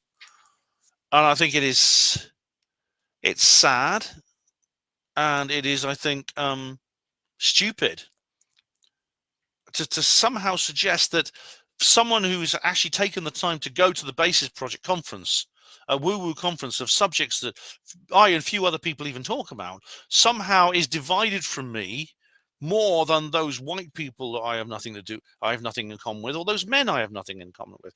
The very fact they're at this conference indicates to me that they actually have a lot more in common with me than those 99% of white people and 99% of men. But then they turn around and say, "There's a divide between us." All right, well, if there's a divide between me and this other person who has the mindset to go to the Basis Project conference and has the attitudes, these extremely, Jesus Christ, what's going? Something's going on in the alleyway.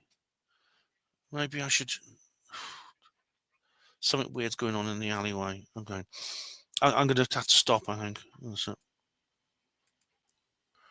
Sorry about that, everyone. I'm back now. Yeah, there was one of my neighbours was doing something, and I don't know how much you heard. Actually, I've actually listened to the recording. It doesn't really, because of my microphone, it doesn't actually come out very loudly on the microphone. But I could hear it very loudly.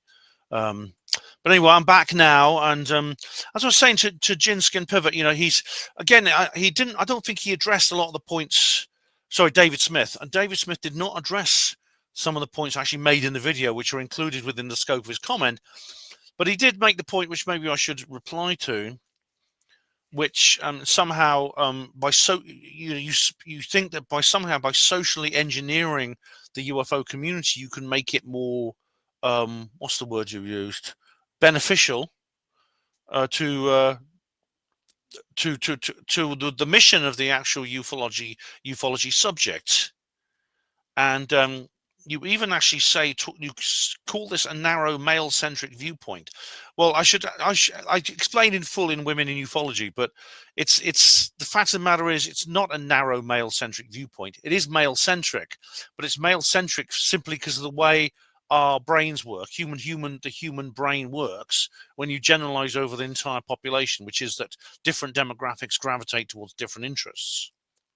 So if there are more if there are more men than women in a certain subject, that's because that is simply because of our natural biology. So it's a kind of organic difference. So it's kind of inequality that is harmless and normal. And because it's harmless and normal, no individual is held back.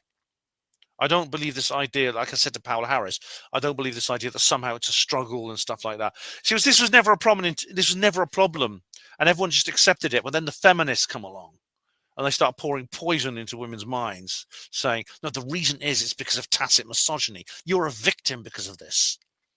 You are oppressed because of this. And it's a lie. But anyway, Rhiannon puts it very well here, so that's cool there. Right, same video. And we have David Smith says here, also, that post box isn't really a... Oh, hang on.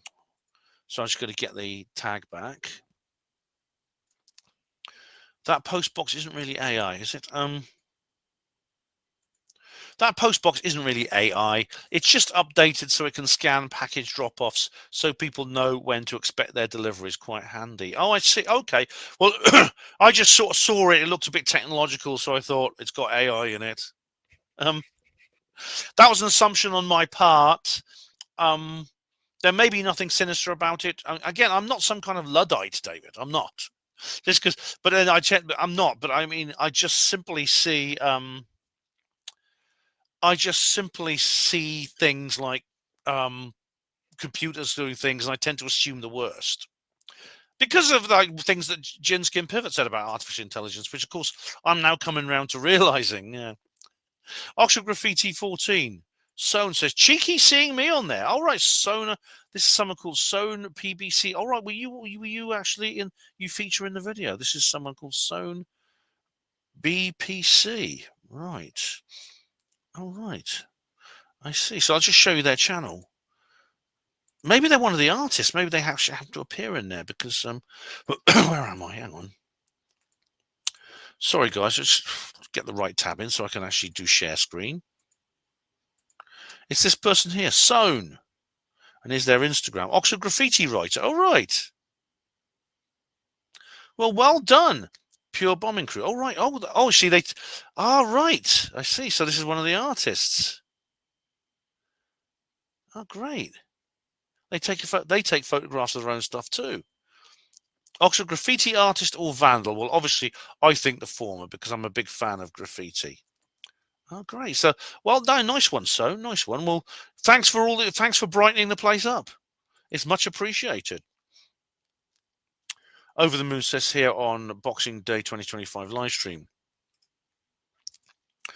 You claim it's highly likely that King Charles has knowledge regarding aliens and UFOs, and that someone in his position would almost certainly be informed.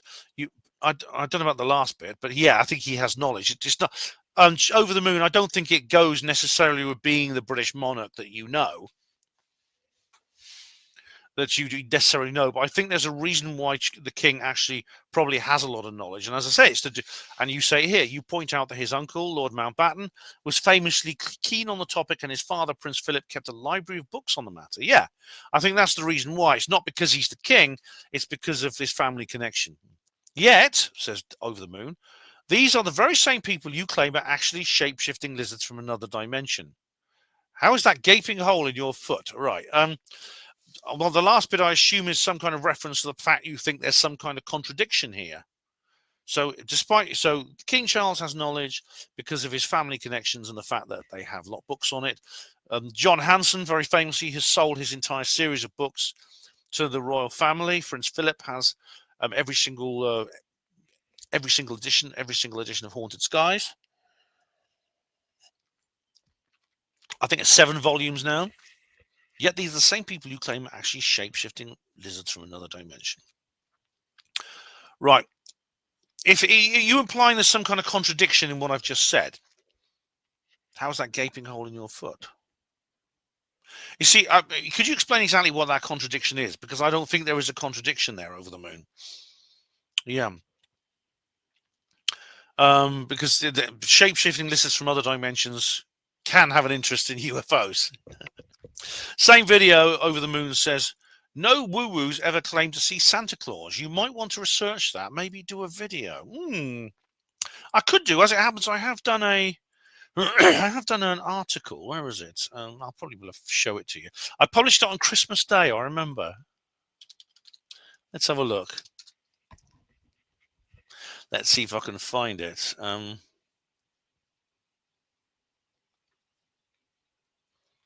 Here it is. Yeah, here, I found it here. Here we go.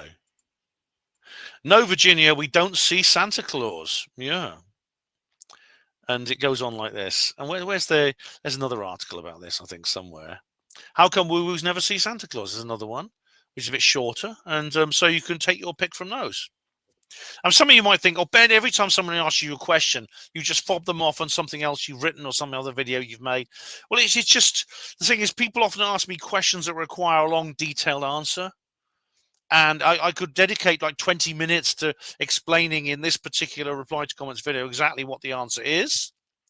Or I could simply refer that person to somewhere where I've already done that in probably more detail and more comprehensively. And then they can comment on that if they like. Nurses says here on Boxing Day 2025 live stream. So I'm just going to double check this. I'm using 2 tabs at the moment. If the royal family charged the NHS ambulance service £12 million for storage on their land, they will give $20 million to charity. William and Kate are particularly kind-hearted people. So go away with your lizard rubbish and hatred. I have researched them, and even Queen Elizabeth, especially younger, was a very good person to them. Love to them. All right. I've never actually said that William and Kate are not kind-hearted people. I think they are. William, as you know, is he is not. I don't believe he's pure reptilian. He is cut with the Stuart genetics through Diana, who is human, which means he probably doesn't shapeshift. And so go away with your lizard rubbish and hatred. Where's the hatred? So I suppose the question I would ask you is, are you saying that because someone is a shape-shifting lizard, they can't be charitable and they can't be kind? Is that what you're saying? Is that what you're saying that I'm saying? Because I've never said that. In fact, I often quote Creyo Mutwa, who talked about in the Zulu mythology of Southern Africa, there is the story of King Mubaba Samahongo, who was the leader of the Chitahuri. These were the alien shapeshifters, reptilian shapeshifters, who actually, according to the Zulu mythology, they actually landed in these crescent-shaped spacecraft in ancient prehistory, and they bred a race of hybrid human-alien hybrids. They wanted to turn the humans into slaves, but they needed a hybrid race to mine gold because they were trying to mine gold. They were led by the leader of the Chitahuri, the reptilian aliens, called King Mubaba Samahongo. But his wife was called Mai Zarantwari Samahongo, who was actually a very kind female reptilian alien. So I don't know what you're. I think you again. I think you were making assumptions about the points I'm making here, iNurses. So either explain to me why alien lizards can't be kind, and then explain where my hatred is, my supposed hatred, and again explain why it's rubbish, because it's not rubbish. And if they want to give the NHS ambulance service money, that's great. Because I, as a former hospital porter, I have a lot. I have a lot of sentimentality regarding that particular institution. So please, I await your response. Professor Emlyn-Jones says on 121. Oh yes, D. Hawley Rich Loader, all scruffy most. Hedgley backwards and drag it there. I think you've been watching the video where he takes a little hike up to that reservoir, professing. Looking like a hobo cruisy robberload. Brackets, no man Friedel, though, because it's politically incorrect, unclose brackets. Robinson Crusoe, I think it means, yeah. Punch it, the Sky Bowl, and Bosh, capitals. The alien beals with a shovelage. Oh, yeah, Bush, yes. Punch it, the Sky Bowl with this. That's right. It was Uncle Joe, wasn't it, with the shovel? After the Robert Hall, the guy in Gateshead. I went to the location. Do you remember the video where I go to the location? And he bushes the alien's beals with a shovel edge, yes. And the alien was then put into the basement of the crypt under the church. And I went there. Do you remember I went there and I tried to find I couldn't get into the crypt. I went there before, but it was all dark and I couldn't really. It wasn't really safe to go in. But yeah. Now has a ball chainage on the anchor load and uniform with arrows. Deep folly. Well, it's not quite that bad, Professor Emlyn-Jones, but the bloody legal system has screwed him over for a bloody fortune, bastards. Yeah. And now we have, here's a good one. A person goes to OLM 1 year on. Oh, right. This is one of my favorite videos. It really, really is. This and the other ones on this subject. Professor Emlyn-Jones says, by grabbers, the man from Del Monte has really let himself go, hasn't he? Let us remember all the goodly tie loads. I always do. How he trickly house, smooth as summer syrup, sooty most pressed, and gleamy mustachio curled like a questy hoe mark, thinking happy Thorcus. He does not rush, oh no, tasting the juicage with eyeballs half closed, Thorcus humming gently, weighing the fate of fruitlage and tins with a benevolent pause. All about the peeploads hold their breathy, caught in a witherymost hush, awaiting judgment sweet and kindly. Then, with a nod so small yet so mighty, comes the sacred utterage. The man from Del Monte, he says yes! Oh, I remember that, yeah. And there's the adverts where the actual oranges start flying off the trees in joy. Oh, can I play one without getting a bloody copyright strike? Man from Del Monte. Here we are. The man from Del Monte says yes. I could. Oh yeah, I can. Here we go. This is really cool. You just brought up a bit of nostalgia here. I'll tell you a bit of nostalgia. Here we go. Here we go. Here we go.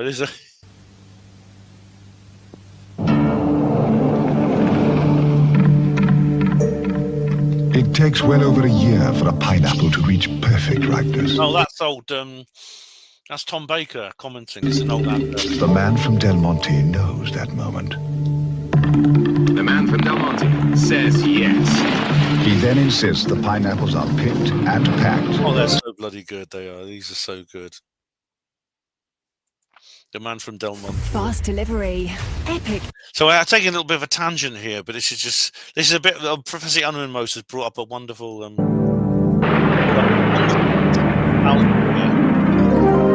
Always packed its fruits with juice.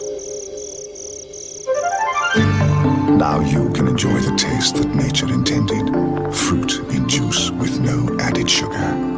One more way for you to say yes. No, that's no good. That one's no good. There's one where the guy goes, the man from Del Monte says yes, and all the fruits just jump up off the trees. I'll see if I can find that one later. It's a really, really good one. Yeah. Oh, cool. Oh, that's right. And orchards rejoice, the cans stand taller, the heart strails of ordinary humbled mortalins lift just a little off the grand, groundy, spinny earthbode beneath our bocas. They do indeed. He's not stern, nor shouty, nor strut-load, chest-puffed. He is gentle, authority most, the diplomat of peaches, the ambassadorial of deep joy, aptly pine loaders, aptly pine loaders. Where he walks, doubt goes all deflaty and saggy most, replaced by calm, syrupy faith. Oh yes, deep joy gratifies forever to the mustachioed or oracle of fruitage, even though these spacey tie loads, he's gone all full staffy most with his kingdom all expandy there. Has he really? He's followed in my footsteps there, has he? But yeah, you know, Professor, those adverts were classic. I mean, television, as you know, I'm not a fan of television, and it's got worse as I've sort of aged. But you know, there was a time when, you know, the adverts were bloody good. You know, even the adverts were really, really great, and there was like a skill and an artisticness to the adverts. So thank you for that. I'm not sure what that has to go. I'm not sure what that has to do with a person goes to OLM 1 year on though. But there you go. And we have here on 121 Gin Skin Pivot side issue. I'm not a nasty person, and I generally enjoy your videos, but the Unwin impersonator needs to get the boot if he can't communicate in cogent English. Oh, for goodness sake, Jin, what is wrong? Oh, don't be silly. Don't be silly. If you don't like it, well, you know, I'm glad you enjoyed my videos. I'm not saying you're a nasty person, but he's just having a laugh. It's just fun. It's something different. It's something amusing. I'm gonna have to refresh this page. It's something different and amusing, and people like it. People like to have. It's a bit of fun that people like to have. It's something unique and it's something characteristic to this particular person, and so I'm glad that he does it. I'm just going to like scroll down a bit now. Where are we now? Oh, come on, there we go.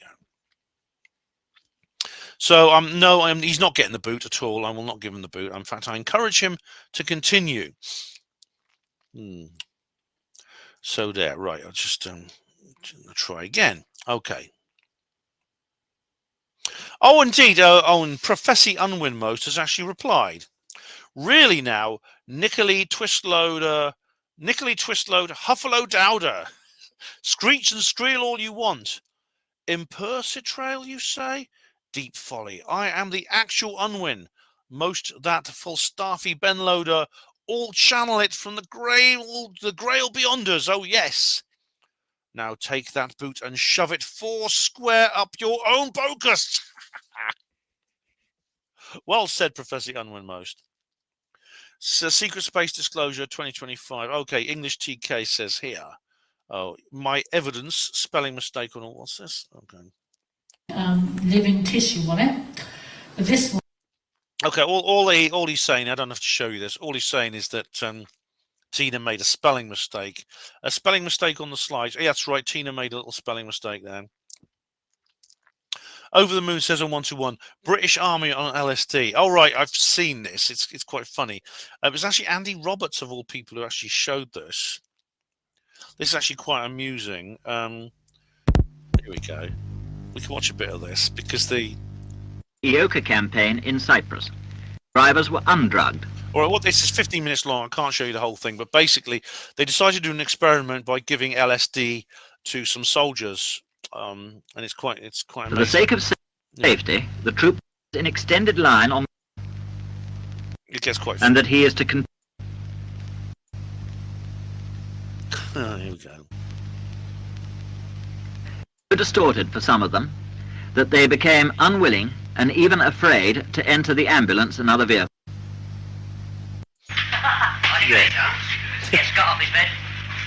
Yeah, it's quite funny. You can watch the whole thing there. It was actually Andy Roberts, of all people, who actually showed the whole video. They did this experiment like in the military, but of course it has a serious point, which is that such a drug could be used as a weapon, essentially a chemical weapon, because if you could find a way to to attack an enemy by basically getting him to ingest this drug, they wouldn't be they wouldn't really be a very effective fighting force. So there was a serious point to it all. And as chemical weapons go, let's face it, a bit of acid is fairly harmless compared to most of them. It's a non-lethal weapon; it doesn't kill. So it's quite amusing, that bit there. Right. Into the triangle. Oh my god, this is a great old one. This is. I love doing these videos. These are the ones I did with Rhiannon. Facebook, synchronicity wins. Right, I don't know what you mean by that or why it's relevant to that video, but thanks for the comment. Soleimani assassination live stream. Joshua says, he's got a bucket in his room. Yes, I do. Oh my god, he's got a bucket in his room. I do indeed, yes. I don't have to show it to you, but basically you can see it in the video. But the reason you know why I've got that bucket in my room? It's for my underpants and socks, so they don't stink the place out. It's my dirty underpants and socks. There you go. There's a bit of trivia for you, isn't it? And we have now Rhiannon, who says here on Secret Space Disclosure Basis 2025 conference. A reply again. This is addressing the feminist issue. Quote, yes, Maria, we are so delighted to have you here because you have a vagina. In fact, you own a vagina and can speak the fact that you own a vagina and can speak is so impressive, unquote. Looks like Gemma is still under the influence of the BBC. If misogyny means disagreeing with a woman or pointing out when she's wrong, then we need a hell of a lot more misogynists in ufology. Yeah, Gemma, as I said, I don't want to fall out with Gemma over this, but and I want to try and be charitable to her, because let's face it, she's built a career in the heart of one of the most influential to her, one of the biggest propaganda machines on earth, and unlearning everything that she's been fed is going to be a bit like some kind of exorcism on her part. I think she should be congratulated for achieving as much as she has under those circumstances, but clearly, you know, as I said before, there's things she hasn't yet seen through, which I hope she will. Rhiannon says, I think that little bird by the side of the road was most likely a dove of some sort, probably a collared dove. They're not the brightest of birds and are often slow to react to real-world situation. Much like feminists, one might argue. Yeah. Sometimes they get fascinated by the car headlights approaching and their tiny brains cannot cope with more than one thing happening, so they just freeze. Again, much like feminists. I don't think it would be a quail because they only come to the UK in summer and migrate to Africa in winter. It could have been a pheasant, I suppose. Right, well, that's interesting because, I mean, I thought it looked like a brown quail. But again, if it's not the season for them, then maybe it's not that. Unless it escaped from a farm. It could have escaped from a farm somewhere. I don't know. But again, I'd have to have a look and maybe get a proper ornithologist, which is the official term, to have a look at it. But thanks for the information there, Rhiannon. And I agree with you, of course, about feminists. Lapis Conference 2025, Over the Moon says, have you been keeping up with the Juanito Juan UFO stuff? Stinks of BS to me. I don't know what that is. So I haven't been keeping up with it, no. Juanito Juan UFO stuff, no. I haven't been keeping up to it. A Soleimani assassination live stream. Joshua says, Shill Squad, lol. Yeah, the Shill Squad. Yeah, the Shill Squad. I kind of use the word backslapper more these days than Shill Squad, but yeah. Cole says on a community notice I made. Ben, have you seen the new Rendlesham documentary? It's really well put together. It's on YouTube on a channel called Witness of the Rendlesham Forest Incident. The documentary has the same name. Do a watch. It's not copyrighted. All right. Witness of the... I think it rings a bell, actually. I think I might have seen that. Yeah. I think I might have seen it. Yeah. Witness of the Rendlesham Forest Incident. It's this one here. I think I have seen it. Oh, I'll go to it. Yeah, I've seen this. It's it's quite new.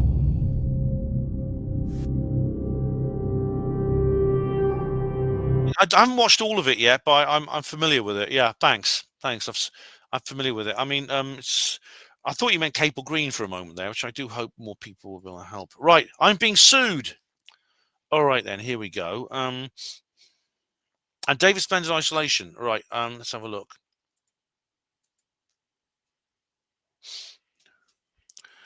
He says, this might help you. Okay. Now, David and I have discussed this privately. I'm not going to read this, actually. I won't read this out, actually, this comment. But he's given me some legal... He's given me like some legal documentation here in the form of the comment, which might help me with this case. So thank you very much. And he's also said here, right, this is interesting here. He says here, this is to do with Getty stock pricing. Getty images vary depending on size, use, and duration. Typical editorial online use for non-commercial news, hobbyist purposes. Small to medium web display, £50 to £150 per image per year. Large, high resolutions, 150 for 400. Duration is often prorated 6 months. Many agencies discount non-commercial use. Sometimes 20 to 50% standard rate. 25 to 100 for 6 months to small to medium. So a reasonable fee is likely to be 25 to £100. Yeah, but assuming that I'm the website owner, David, which I'm not. And there's many, and of course there's also many other issues associated with this particular issue. But thanks for the information. Contact Times. Contact Times, somebody I know. That's a Blag Mass Send Out Letter Contact. Anyone can set up a UK company in 5 minutes on Company's House. If it even made a legal situation, it'll be sniggered out of court. Thanks to Contact Times. You know, I'm actually, as I said, it's obvious that they, in fact, this is one of the reasons I'm suspicious, is because they were sending these template letters. They did, you know, they only one of them ever addressed me by name. They were one was sent on Christmas Day. So yeah, absolutely. And they don't address things such as, well, they call me the website owner on a blog spot, which I address. And Contact Time says, tell them to fuck off, PHUCK, but with a smile. Okay. Fuck off. Yeah, I will. And David says here, and by the way, says Dave, this is on I'm being sued.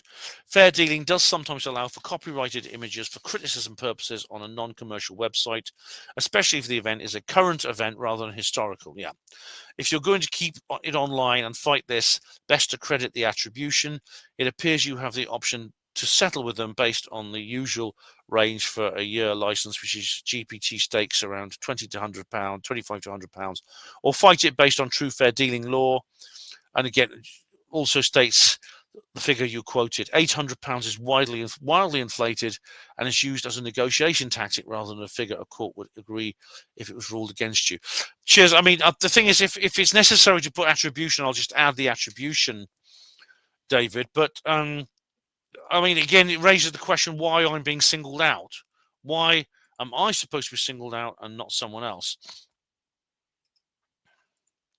And David has another list here. I won't read all this out, but he just says here, and I appreciate your help. I really, really do. Acceptance does not admit wrongdoing. It can be framed as a good faith settlement. After payment, ensure the image is removed or properly credited. Well, you see, I don't really want to address these people in good faith after they've been threatening me. They've singled me out from all the people in the world who do this and decided to give me a hard time. And I'm suspicious about why that is. And David offers to draft a short professional settlement response. No, he says, do you want me to do that? No, thanks, David, but I appreciate the offer. I do.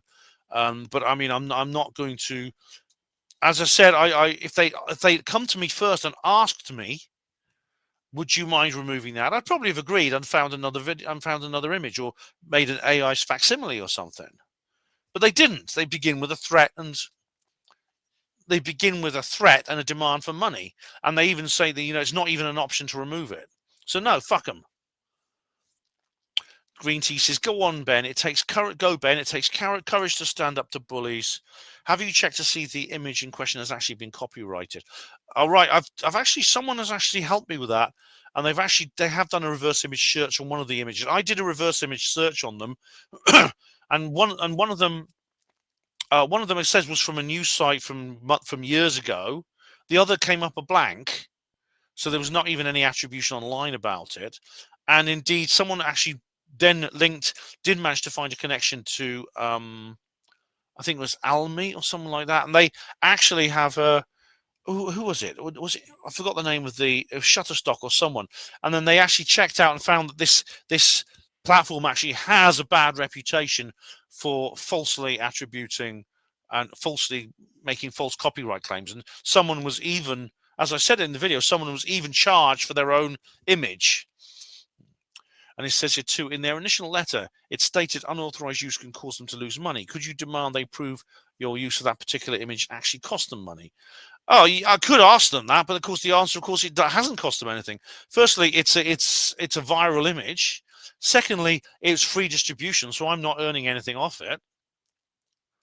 And thirdly, you know, why have they singled me out? Why is my use of this image causing damage when millions of other people do the same thing and it doesn't? That's the question. Green Tea says, I might be tempted to say I'd be willing to remove the image, but without proof of loss of income, I wouldn't send them a penny. I'm not sending them anything. No, I'm not sending them anything. Right, Gin Skin Pivot. All right, he's going to comment here, and I've got a feeling I know exactly what he's going to say. Daniel Bostock. Hey, Daniel, how you doing, mate? How you doing? Ask them to send it in writing. And UAPS says, that's a great idea, Daniel. Nice to see you again. Right, Gin Skin Pivot. I have a feeling I know what Jin is going to say here, which then, Jim says, which then gives them a residential address and other means of applying pressure more formally. Yes, genius move, right. Certain Captain Paranoid may have jumped the gun here, assuming this is genuine. It isn't very smart to publicly mock this entity and set out his thinking and repost said images on another platform. Personally, I've apologized for using images scanned from folders and borrowed notes which show no attribution and copyright holder, but it's too late now. He's already acknowledged he may have transgressed. Stating fair use and no infringement caveats is meaningless after the fact, where copyright law is the overarching instrument of authority. However, this isn't courtroom level litigation. He needs to establish this company are the copyright holders and weigh up who a small claims court will find in favor of, given the basic facts. His woo-woo defense is irrelevant, ridiculous, and will definitely not find a sympathetic ear in any proceedings. Right. Well, I'll comment more because there's other comments along similar lines, Jin. Which, and I mean, to be honest, that's not the comment I expected from you. But I think, you know, I don't think I've kind of jumped the gun, really. As far as the residential address things, I take your point on that. I'm actually not going to give them my address. I'm not giving them any more information about me. They can find that out for themselves, which their solicitor will be able to do. And it's obvious what a court is going to find in favour of, isn't it? Just like it was with Richard D. Hall, just like it was with Helen Duncan. It's obvious. It's a foregone conclusion, isn't it? I will probably end up with some kind of injunction. That's quite likely. All right, David says here. David has put another long. I appreciate your option. I really appreciate your help here, David. Do you mind if I don't actually read all this out because it's a long list of legal details here? But I appreciate I know the point you're making here. Definitely. Same video. A Red Ibex says, "Holy cow!" But thanks, David. I appreciate your help. I do. Contact Time says, we should also remember that it's not just legal or lawfare route that's being used as a threat to shut people up. There's a whole layer of rarely seen and unacknowledged methods that can be used against individuals that are often more destructive than a public event such as court, etc. Well, you know, I've already experienced some of those contact times, definitely, because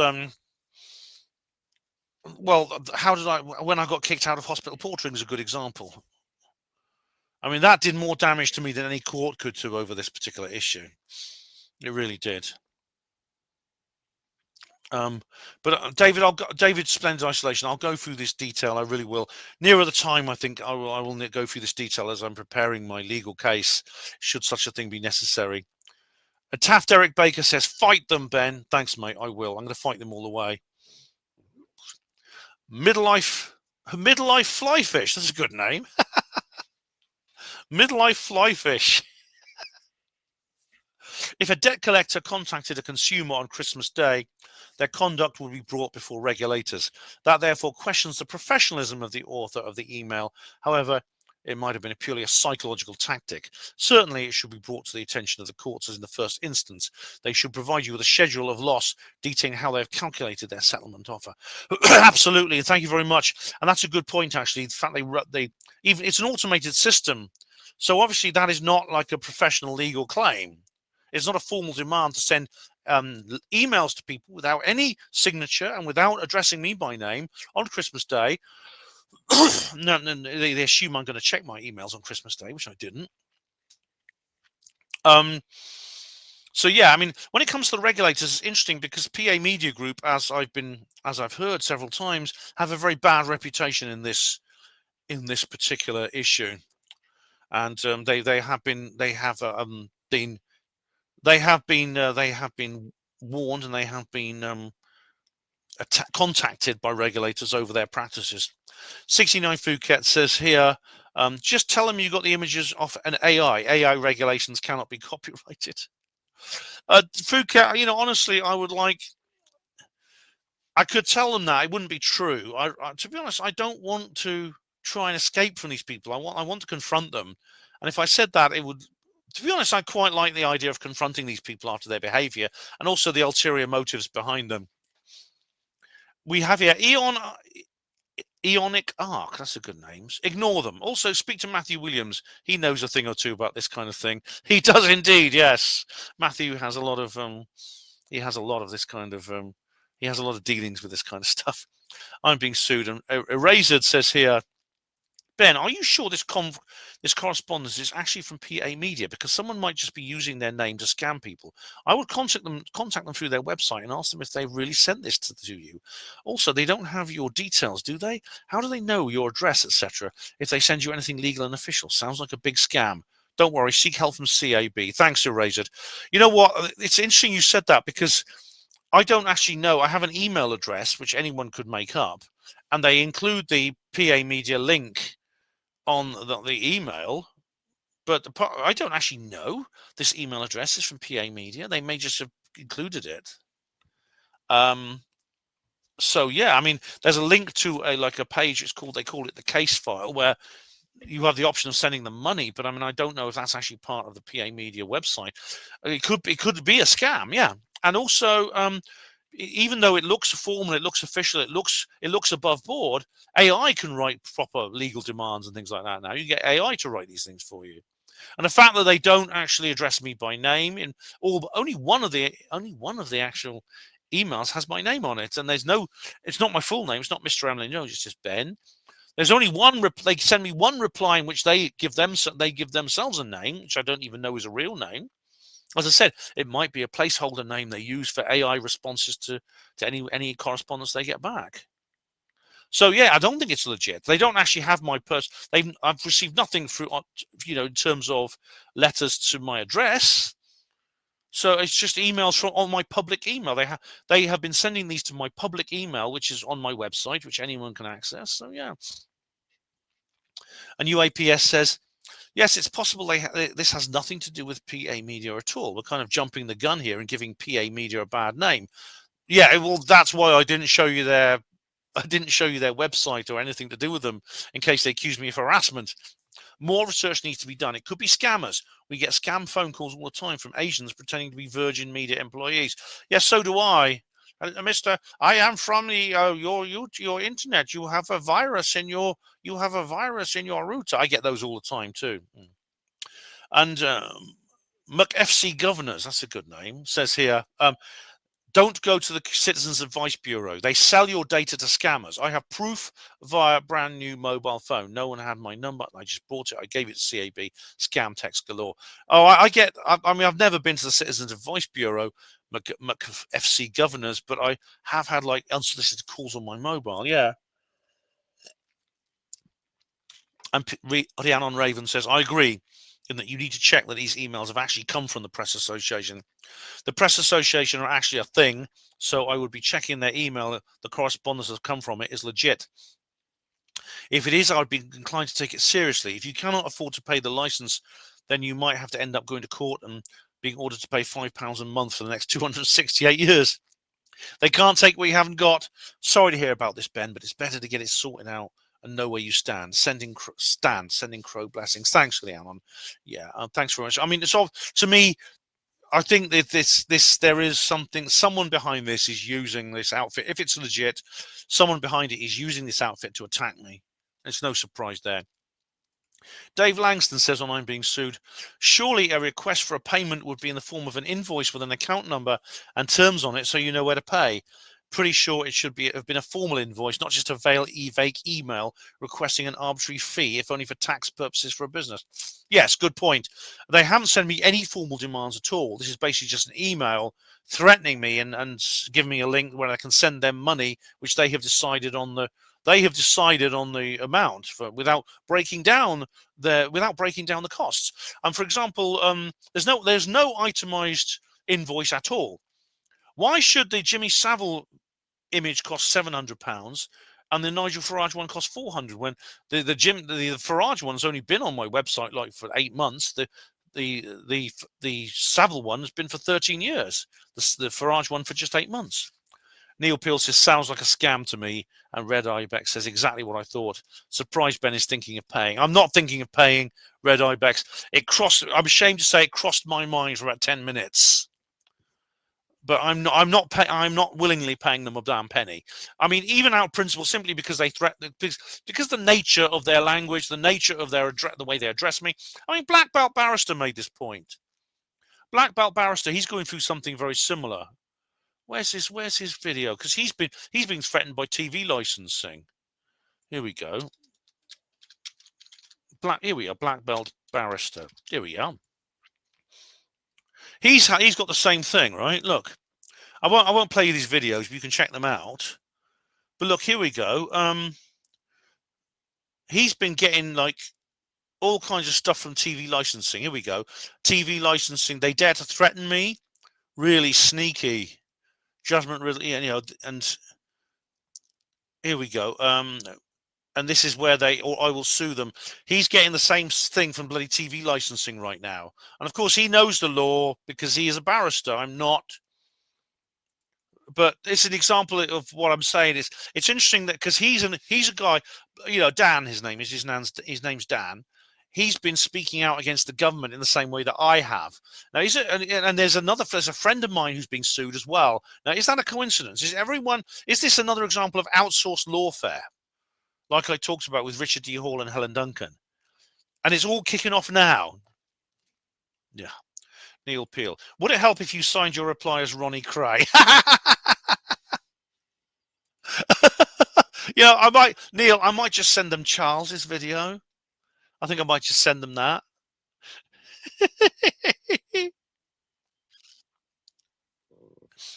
Hello, Nihilist Lives Matter. You could upload them and ask AI to produce hand-drawn images inspired by these photos to replace the ones on your blog in anticipation they do have a case. At least then you can say you removed them until licensing issues were resolved. You may be asking for trouble if you leave them up. I don't care, Nihilist Lives Matter. I mean, the very fact they didn't even ask me, if they made me that offer, I'd probably have agreed, but they didn't.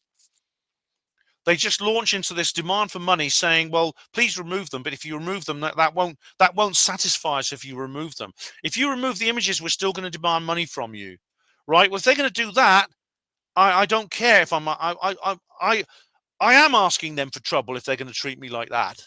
To be honest, there's a part of me that wants them to give me trouble. The reason is because they've been so rude and aggressive to me. This is what Dan said, Dan the Black Belt Barrister said. The very fact they've been so aggressive and they've been so contemptuous of me, they've been sending me emails where they don't even address me by name and they don't even give me their name. They just say copyright enforcement team. No name. I'm not dealing with a person. Fuck them. I'm not only am I leaving those images up because, like I said, millions of people do that and they don't care. I actually did reproduce them. I suppose I could claim fair use for that.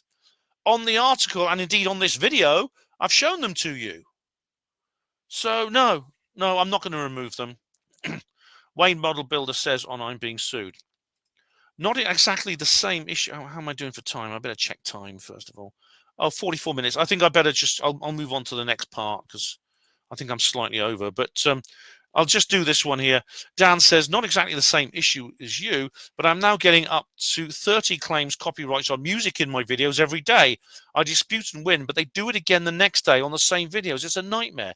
I pay Splice editing app for the right to use the music, but they won't let up. And maybe copyright is going to be a big thing against us all this year. Wayne, I'm sorry you're getting this, and I think it's very, very common. And I think the reason they're doing it, I think this is kind of their new tactic in outsourced lawfare. And is it worth actually paying for these apps and even for these licensing agencies? Because I know people who actually use licensing agencies and they pay like a fee to use certain copyrighted music that I couldn't use, for example, and they still got copyright struck for them. So yeah, this needs to be looked at, and it needs to be reformed. There needs to be a reform in these laws. Not only that, they need to stop, or even if they don't do that, they need to stop using them selectively as a weapon, as an ulterior motive, just to shut people up they don't like. So yeah, I'm sorry you're getting that trouble. Anyway, that's the end of hour number 2. Okay, guys, we're on the 3rd hour. Yes, amazingly, despite the fact there's only been 2 videos since the last reply to comments video, I'm on the 3rd hour, and I think it's got a lot to do with the feedback on the I'm being sued video, because, of course, that's always going to generate a lot of interest. So definitely, Dave Langston says, actually, thinking about it, it should be addressed to your business and not an individual. I mean, it's the same thing. I mean, essentially, HPANWO is me and I am HPANWO, because it's not really, there's no real difference, I suppose, because HPANWO doesn't consist of anyone else, unless you include, like, Trevor, my co-host on Third Rail Radio. But maybe you're right. Maybe it should be the business. In fact, if it's going to be addressing the business, though, Dave, then it should be addressed to Google or Alphabet. You know, Google's parent company should be addressing it to Alphabet, because it's Google who claim that they have editorial responsibility for everything I post. This is how they justify censoring us. I mean, I will be very, very annoyed if they say that, because they've been saying for years and years and years, we have editorial control because we have editorial responsibility. We will not sign Section 230 because we want to keep editorial responsibility. Okay. And then I'll turn to them and say, okay, could you take responsibility for this, please, and pay the money? Oh, no, now it's your responsibility. No, we're not having editorial responsibility for that, you understand? We only want to have editorial responsibility for the things we like to have. And we give you editorial responsibility when it suits us and it doesn't suit you. No, fuck that. But you're right, yeah, it should be. Yeah, address it to Google, I might say that. Jake Yorkman, hi Jake, how you doing? Wouldn't worry about it, Ben. Bunch of scammers. Yeah, it's actually, I'm kind of like coming back to that idea, because I'm kind of coming back to that idea, you know, because I did consider it at first and I kind of abandoned it, but now I'm coming back to the idea this might be just kind of some kind of scam. And if it's not a scam, then it's clearly, if it's not a scam, then it's clearly, like I say, it's an attack. It's like a politically motivated attack against me. Helen Tucker gives me a love heart, and I'll say thanks. I'll just put a text here. Thanks, Helen. Helen just sends me a love heart. So thanks very much, Helen. Now, thanks, Helen. I'll put a text comment there. Now, David Smith, right. Oh, right. Now, I wonder what he's going to say. David Smith says here, I hear Mumbling could be gearing up to sue you for your ultra-accurate voice portrayal of him. Red Eye Beck says, Steve Mumbling wouldn't do anything of the sort. He wouldn't have the guts. Michelle says here, only because it's absolute rubbish.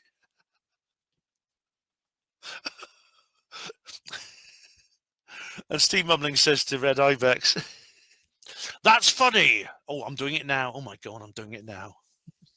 Steve, don't sue me. That I don't sue or report people for copyright. Anyone can use any of my material. I couldn't care less. I know, Steve, and I appreciate that. You know, I do the same. And Dave says, come on, Steve. Think of all the copies of Ben's books you could get for your wood chipper. Yeah. Oh, yeah. Well, Steve, yeah, I mean, Steve can put, if Steve really doesn't like my books, he can put them in his wood chipper if he wants. I mean, I don't care. As long as he buys them first, I don't care. I'll send him some to put in his wood chipper as long as he pays for them. I'll tell you what, I'll send you I will send you 10 boxes of Roswell Rising and its sequels, all right? And you can have a good old Aussie barbecue fueled by copies of the Roswell trilogy, all right? As long as you pay for them and buy them first, I don't care what you do with them. I'm being sued. Dave Smith says, Ben, just do a reply video to them and give them a 1 hour timestamp. Oh, no, that's good. David, that wasn't the comment I was expecting from you, and I like that. Thank you very much. Neil Peel just says, they probably send out loads of these claims and they hope somebody pays up. Yeah, I think they do. And you know what? It makes me furious. I mean, someone has helped me out. I must appreciate someone actually sent me a text message. I won't name them, but someone sent me a very, very good text message here. Where is it? I won't name this person but they are someone who sometimes comments on my video. That says here, this is interesting here. Concerns. This is legal concerns. Disproportionate fees. Users report being hit with large retrospective license fees and admin charges, hundreds of pounds. Aggressive communication. Users describe the tone of demanding emails as intimidating, creating a sense of panic. Indemnity issues. Users receive notice that it might be a small business using an image provided by a third party, creating complex legal situations. In summary, they have received negative feedback from individuals who receive demand letters for unlicensed image use. So yeah, basically, it says here, it's a little test. It's a little telltale troll scanning every move. Right, yeah, and it's probably AI. AI is involved as well. I won't read out that entire text, but thank you very much to the person who sent me that text. It basically says that they do exactly that. They send out emails to people and hope someone pays up. They probably don't send them to everyone, because I don't know anyone else who's had one of these on social media, but they probably send them to a select number of people. And the bad thing is, you know, as I said in the video, I'm a big, ugly ex-hospital porter. I don't scare easily. But if they will be sending them to people more vulnerable than I, who do, yeah, absolutely. I mean, that to me is reason enough for me to refuse to cooperate with them, in my view. Over the moon, right? Now, oh, right, okay. Am I going to get the kind of comment I'm expecting now? The reality of modern copyright enforcement, whether this specific demand is a scam or legitimate, is almost beside the point. Both are equally possible because scammers now mimic legal correspondence perfectly. Yes, the pay-to-play trap. If the demand is genuine and you pay, you might buy yourself some time, but it won't be the last time you're targeted. Yeah, I thought so too. If it's a scam and you pay, you risk losing everything to that account to hackers. Either way, you are now on a target list. The power of AI enforcement. Many people underestimate AI because they only see it as a basic search engine. That's a mistake. Both legitimate law firms and sophisticated scammers use AI to crawl the web, identifying every single pixel of copyrighted material or unauthorized photography. It doesn't sleep. It'll eventually find every infringement you've ever posted. High stakes and heavy fines. Underestimating the cost of digital piracy is a dangerous gamble. Hollywood studios. If a major studio targets you for distribution or infringement, damages can reach millions. Live sports. Even something as seemingly minor as streaming a football game can result in fines of £250,000 per offence. The bottom line is the digital footprint you leave is permanent. In an era of automated legal enforcement, the only way to stay safe is to be impeccably careful about what you access and share online. Right, over the moon, that's not the comment I was expecting you to make. And I mean, I can only agree with you on this, definitely. I mean, you don't mention the possibility that I bring up, which is that there's a reason why I specifically am being targeted here. But, you know, the kind of level you're talking about here of impeccable carelessness, of impeccable care about sharing it online in your digital footprint, to do that would mean essentially tiptoeing on eggshells whenever I go online, and I'm not going to do that. I'm not going to do that, especially to appease a bunch of bullies, essentially. So, yeah, I'm not. Over the Moon says here, the reality of judgment-proof defendants. It's a misconception to think that high-profile figures like Emlyn-Jones will ever pay out these massive settlements. It's not a misconception, Over the Moon. I mean, when I saw how much he was charged with, and it's literally it's literally 8 figures he's been charged with. It's literally billions. That's a billion plus. Alex is not poor, but there's no way he'll ever be able to afford that. All this means is that he will now be his entire income will now be forfeit for certain parts of that, for however much he can pay towards that judgment. Despite headlines, Jones hasn't paid a single dollar regarding the you-know-what litigation, and he likely never will. No, you-know-what. Thanks for not using the word over the moon. Even mentioning that in a comment, shady nook can lead to problems. So thanks for that. The art of becoming penniless. When you have money, you can afford elite professionals to ensure you appear insolvent on paper. During the trial, prosecution accountants detailed exactly how Jones squirreled away his vast fortune into complex structures before the proceedings even began. Yeah, that's a tried and tested way of escaping these various judgments and escaping the payouts that the awards. And many celebrities have done this. They've simply laundered their money. They bought gold, they bought crypto, they've invested in this and invested in that. It's a standard technique, and it doesn't surprise me that Alex did that. You may recall the judge reprimanding him for claiming bankruptcy mid-trial. Yeah, I remember that. Yeah. It was a legal falsehood at that moment. It was a legal falsehood. However, by the time the collections process actually begins, the money was shielded behind layers of corporate protections and strategic filings. The controversy business model. For men like Jones, these events aren't legal hurdles. They are business opportunities. Alex Jones generated millions in revenue by leveraging the notoriety to the case to sell products. See, yeah, I mean, what's the point? I mean, in a sense, I'm in the same position now. I could write a book about the time I could write a book, or make a commercial film about being sued by PA Media, and it'll make 10 times as much money as they want from me. It's odd, that you see, there are certain people who never get sued, and the most common reason you never get sued is because you're kind of below the threshold where it makes it worthwhile. And not to put myself down, that means I'm too poor to be sued. You see, there's a point where so the reason Richard D. Hall was sued, Richard is wealthier than I am. He owns a couple of properties, he has a business, etc., which I don't. If he'd been like me, if he had my level of in terms of capital ownership and indeed income, why would they? You see, I wouldn't say they wouldn't have bothered, but it would be a very different kind of lawsuit. You see, I believe Richard, as you know, I believe Richard was targeted for ulterior political motives, as I'm being targeted for ulterior political motives. And it's even more obvious with me because they will have already assessed my income, as Missing Trillions said. They'll have assessed my income, and they'll know damn well there's no chance that if I'm determined, there's no way they're ever going to get anything out of me. If I'm determined not to pay, how exactly do you enforce it? Especially when a huge amount of costs start mounting up, which multiply the award many times to what they're currently demanding. How do they think I'm ever going to pay that? I mean, I don't want to go into details, but I have mentioned this to my accountants, Pauline, and I'm not going to get her involved in this though, because as I said before, it's really above and beyond the call of duty for her, because she's a lady I've known for many years. She was a friend I had. We were a couple for a while.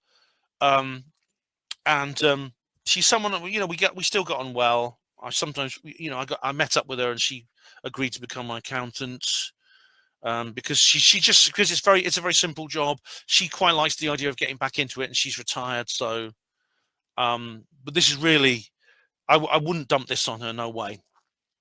Over the Moon says, when I'm being sued, please remember the FBI recruitment email you told us about. You went all starry-eyed over that, thinking it was all about you. It isn't. Well, when was that? Oh God, I can't remember. But MCFC Governor says this email is so net generated, it's a total scam. Yeah. Oh, totally. And you can see the template issue. They don't even say image. There's image bracket S. I mean, there's all kinds of reasons for saying that. The fact they sent it on Christmas Day, it was obviously sent automated. Yeah, but please remind me, Over the Moon, because I kind of know what you're talking about, but I can't remember the details. Please remind me.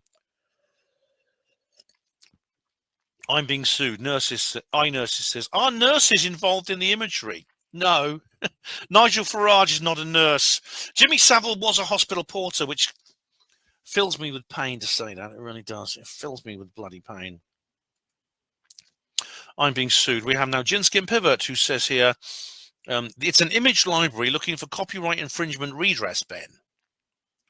But no, it's no great surprise you would quickly go for the conspiracy to shut you down bollocks. RDH effectively publicly accused named individuals and institutions of lying and take part in a hoax. The deep state didn't sue him. A family seriously affected by the atrocity did, as was their legal right. Okay. All right. Firstly, the conspiracy to shut me down thing is not bollocks. All right. I thought I've already given 4 examples of precedents. My friend I can't name, Helen Duncan, Richard D. Hall, Kevin Annett. All right. I could probably think of many, many others. Richard D. Hall was not sued because he accused named individuals and institutions of lying and taking part in a hoax. That would be defamation or libel. It would not be harassment. So he was not accused of lying at all. He was accused of harassing someone. And you say the deep state didn't sue him, a family seriously affected by the atrocity as was their legal right. And do you think for 1 minute that if they had not been involved in the BBC and they had not been involved in various propaganda and indeed as so-called anti-misinformation media publications, they would have not left Richard alone? Do you really think that they would have actually given a damn who Richard was? As came up in the trial, incidentally. They hadn't even heard about Richard until 2 years after this whole thing kicked off. They only heard about Richard when basically the BBC told them, or whoever was dealing with them in terms of the media told them. It was tested under UK law, and the judgment clearly lists and details the transgressions he made and statutes he flouted, all backed up with case law precedents. He also didn't have representation, so of his own volition, he went in there ill-prepared, deluded. It's not very likely the Perry Masoning. Not very likely Perry Masoning his way out of it. Okay, well, you're wrong there because he did have representation. He had a barrister. Sure, he did represent himself in the initial hearing with the help of a solicitor who was working pro bono. But when he went into the trial, he had a barrister with him. And you say, oh, yes, you see, tested under it's tested under law, details transgression, all backed up like, it's always this way, isn't it? You see, it's all simple and above board and it's always so obviously simple and above board on the surface. It's only when you look underneath and you see the ulterior motives and the fact that the judge ignored the suspicious elements, as I knew they would, but all the judges, there were 3 judges involved in all, I knew they would ignore these suspicious elements because again, it was the ulterior motive. There is 0 evidence of any hoax in Manchester, and as a former porter, as a hospital porter, you should think hard about supporting idiots who claim first responders, medics, and ambulance crew can be compelled to go along with pretended injuries. They would later be asked to testify in witness statements as genuine. All right. Please do watch Richard's videos about the case in Manchester. I'm not 100% sure, but I think there's a case to answer when it comes to the Manchester incident. And I think Richard has brought up situations and evidence that needs to be addressed and not ignored and scorned and demonized about. And don't give me that. Don't try to moral blackmail me over me being an ex-hospital porter. All right. I know that people within the NHS lie, and they are compelled to go along with all kinds of things, all kinds of deceptions and destructive policies, and not just hospital porters, but all people within the NHS as well, including some of my brother porters. All right. So that's a silly paragraph. That really was. It's a very silly sentence. Nixon and Clinton were 2 of the most powerful people on the planet, but one couldn't hide an office burglary and the other couldn't get control of a stained dress. But if a fellow woo-woo calls a hoax on anything, presumably they're just smarter than the press, the police, the PhDs and professors. You're on their side and happy to forget all other evidence, however overwhelming it is. All right. The thing about them, it's a slight difference. You see, it's what David Icke talks about with the little secrets and the big secrets. And the big... Now, what I mean by little secrets, okay, little secrets refers to something that essentially is ordinary. So it may be scandalous, it may be bad. An MP is like fiddling expenses and putting to build duck ponds in their garden.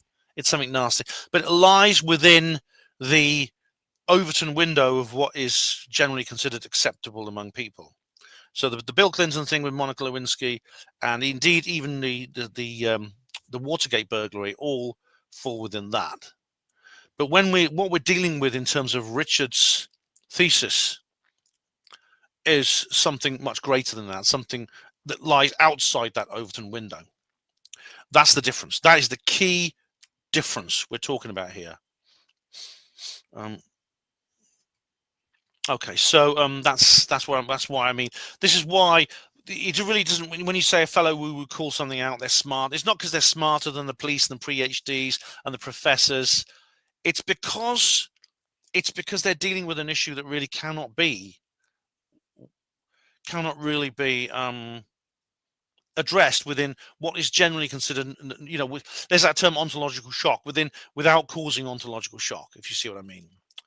This is why, as David Icke says when he was talking to John Rappaport, the biggest secrets keep themselves. And Jen said, it's just my opinion, but I think you need to spend less time around people who claim to meet aliens, talk to the dead, and own magic steel pipes. Well, when it comes to the last one, I haven't actually watched that bloke, whatever his name is, the steel pipe guy. What's his name? I can't even remember his name now. I haven't watched him since he has been uploading a few more videos, and I haven't watched those. But as for the rest, no. People who claim to meet aliens and talk to the dead, they're my kindred spirits. They're the only people I get on with. I didn't choose to be born into a world where I just don't fit in. I didn't choose to be born in a world. I didn't choose to live in a society where I'm some kind of, I'm the bloody alien, you see. I'm the alien here. So, no, I'm going to continue to hang around with those people. And David Smith underneath says, why is Ben not pumping out videos about all the very real conspiracies with current USA administration? I seem to remember Alex Jones screaming about things that would happen under a New World Order lefty liberal government, which are actually happening now, and yet silenced from them. People being snatched off the street, taken to camps, laws being blatantly broken by politicians. Surely nothing from these conspiracy people. Mind-boggling. What, David, I have talked about those things. I have mentioned them. Look, I've done an entire video, a live stream recently about these things. You know, the digital ID stuff and things like that. I have talked about those things. It's as if it's only bad when certain people do something, but when others do exactly the same thing, it's fine. It's not a lefty government doing it, so it's okay. And they're calling themselves free thinkers. Well, firstly, I'm neither left-wing nor right-wing on this. I mean, you see, right-wing politicians have done bad things too. I mean, I think I'm an anti-authoritarian more than anything else. But, you know, if you go through my catalogue, you'll see I have talked about these things. I do cover politics. I mean, maybe less so on HPANWO TV, but look at HPANWO Voice. Go through HPANWO Voice. What's the last article I did on HPANWO Voice? Well, it wasn't the one about Santa Claus. It was, well, I did 3i Atlas. All right. But look, there we are. Digital ID debate unlisted. That's my trouble and things. Fusion physicists murdered. You see, I do cover all kinds of these. These are what you might call real conspiracy theories. All right, the so-called what you describe as self-styled real conspiracy theories. So there you go. I am covering those things, even if Alex Jones is not. I'm being sued, UAPS. Well, 2026 just gets stranger. This is intriguing, Ben. Please keep us up to date with any developments. I will, mate. I will. And we have now, we've got a long one. Lab-based, who says here, media use image scrapper software to mass flag potential copyright infringement on image they claim copyright on. You are being overly paranoid and conspiratorial and thinking folks such as yourself are being targeted for any other reason. Really? Well, do you know anyone else who's received emails like this? Literally thousands of emails get spammed to folks by this company daily. That includes the little old lady making a homemade chutney, or the gardening blog on her giant vegetables, or the tinfoil nutter blogging about aliens. I'm the latter, of course. Well, I haven't seen Esther Ransom talking about this on her TV show. Why is that lab-based? It's all the same. If they have used an image that PA Media claimed copyright on. You notice the automation and lack of personal information used, which is a red flag, which is the red flag. What they do is a scam, in my opinion, and immoral, but sadly perfectly legal. They don't expect everyone to pay up, just enough to make profit. Your assertion that they must know your income again is paranoid conspiratorial thinking. They choose a sum based on what they think the average Joe might pay to avoid the hassle and less than legal fees to challenge it, based on the average UK income. Well, I'm glad I'm average, lab-based. I'll suggest ways to stop them contacting you again or in future, but not sure you would believe me based on your assertions that you are being targeted specifically. It's all along the same lines of the statute barring of debts being unenforceable due to age of the image used by other victims of this type of scam. Best of luck, whatever you do. Well, thank you very much, Lab-based. And sure, I appreciate if you can give me some advice. I'm happy to listen to it. However, I'm not 100% sure that I'm being overly paranoid here. There's a suspicious coincidental elements that I bring up in the video. David said they want almost £800 figures they quoted him, which is wildly inflated and is used as a negotiation start point. In reality, the yearly licensing fees range from around £25 for non-commercial use. Well, yeah, I mean, for the owner of the platform, which is not me. And Lab-based says to David, the figures quoted to Ben for this supposed copyright infringement are also within a relatively consistent range they have quoted others with this scam. Plenty of reports on this on the internet if you haven't had personal experience. Based on average UK earnings and lower than expected legal fees, should it be challenged? They aren't asking for just a license fee. They're asking for reimbursement for losses and damages that someone might pay up if they're gullible enough, but not unrealistically affordable to make it financially impossible to the individual. Well, funnily enough, someone else said that, although they said they said that the fee was very, very carefully judged to be. They thought it may be my income, but maybe you say it's just the average income. However, you know, I have actually Googled this and I found a couple of other people who've had similar experiences to me. However, nobody I know has had this experience, which is strange. And David Smith said to Lab-based, exactly. Unfortunately for them, Ben is only gullible when it comes to stories about aliens and the paranormal. Oh, yes, of course. David says, yes, and courts will not support such damages. They're basically trying it on, and Ben knows this. Oh, they're trying it on, all right, David, yeah. Which they won't get very far with me, because this big, ugly ex-hospital porter can see through them. However, I'm not convinced that this is not. I'm not convinced. I'm not convinced, actually, that that's not the case. That they are literally trying to play silly buggers with me. I'm not convinced that they're literally attacking me for a specific reason. That they've just added my name to the list because I've been saying things they don't like. Right, I'm being sued. Ben, you look like a ghost here. Oh, that's because I keep phasing in and out. Yes, I need a green screen. Buck FC governors scam. Chuck it in the bin. Use Grabify to nab their IP address. Thanks, mate. I'm going to treat this with whatever the real cause of this. I'm not going to cooperate with them. Don't worry, I'm not cooperating with them. Someone called Like says, clickbait much. You are not being sued yet, brackets yet. I know, not yet. I know. But you see, the point is I will be. That's the point. Because I'm not going to cooperate with them. I will be. So it's not clickbait. It's a prediction of, it's a prognosis based on the direction this is going in. You are being asked for a payment for copyright infringement, which you have obviously done using their image. By the way, you are nothing like Richard D. Hall, so please don't ever compare yourself to him. This is not a scam. You used the images, and it's been used for a while now. You must pay. Simple, really. No, I won't pay for reasons I've explained in this image, and I don't believe that is the actual motive for what they're doing here. So I dispute that. Indeed, I don't compare myself to Richard D. Hall. I have more friends than he does because I don't shut myself off from other people because I don't think I'm better than other people. So I'm not like him at all. Jolly Jones says, doing a reverse image search on the picture he used, and you can see that it was also used by several mainstream newspapers, which we can assume they had to pay for the use of. Why people think they can use other people's work without their consent, without paying for the right, is beyond me. Well, the reason I think that is because obviously if millions of people are doing it on a viral image, Jolly Jones, then you've got to ask yourself, well, why do some people have to pay and not others? Why are the rules different for me? Why are the rules different for me, even though I have this is free distribution, not for profit, and it's not even on my own platform. It's on a social media platform that constantly reminds me that they have editorial responsibility. That's the question. So again, you're seeing this as a superficial level. You're seeing this you're just portraying this as you're doing exactly the same as Jinskin Pivot did with Richard D. Hall. Well, it's all open and shut case. Open and shut case. Nothing to see here. Move along. Red Ibex says, Mark Collett is coming after you. Yes. I think he should sue the actual media group for using PA as their actual. I think he should sue them, not me. But David Smith says here, listened whilst at work. You're not a martyr, Ben. I know your conspiracy theory brain goes there, but I very much doubt the several solicitors I've had contact me over copyright issues were due to my outspoken skepticism. Well done for being skeptical about this, by the way, initially at least.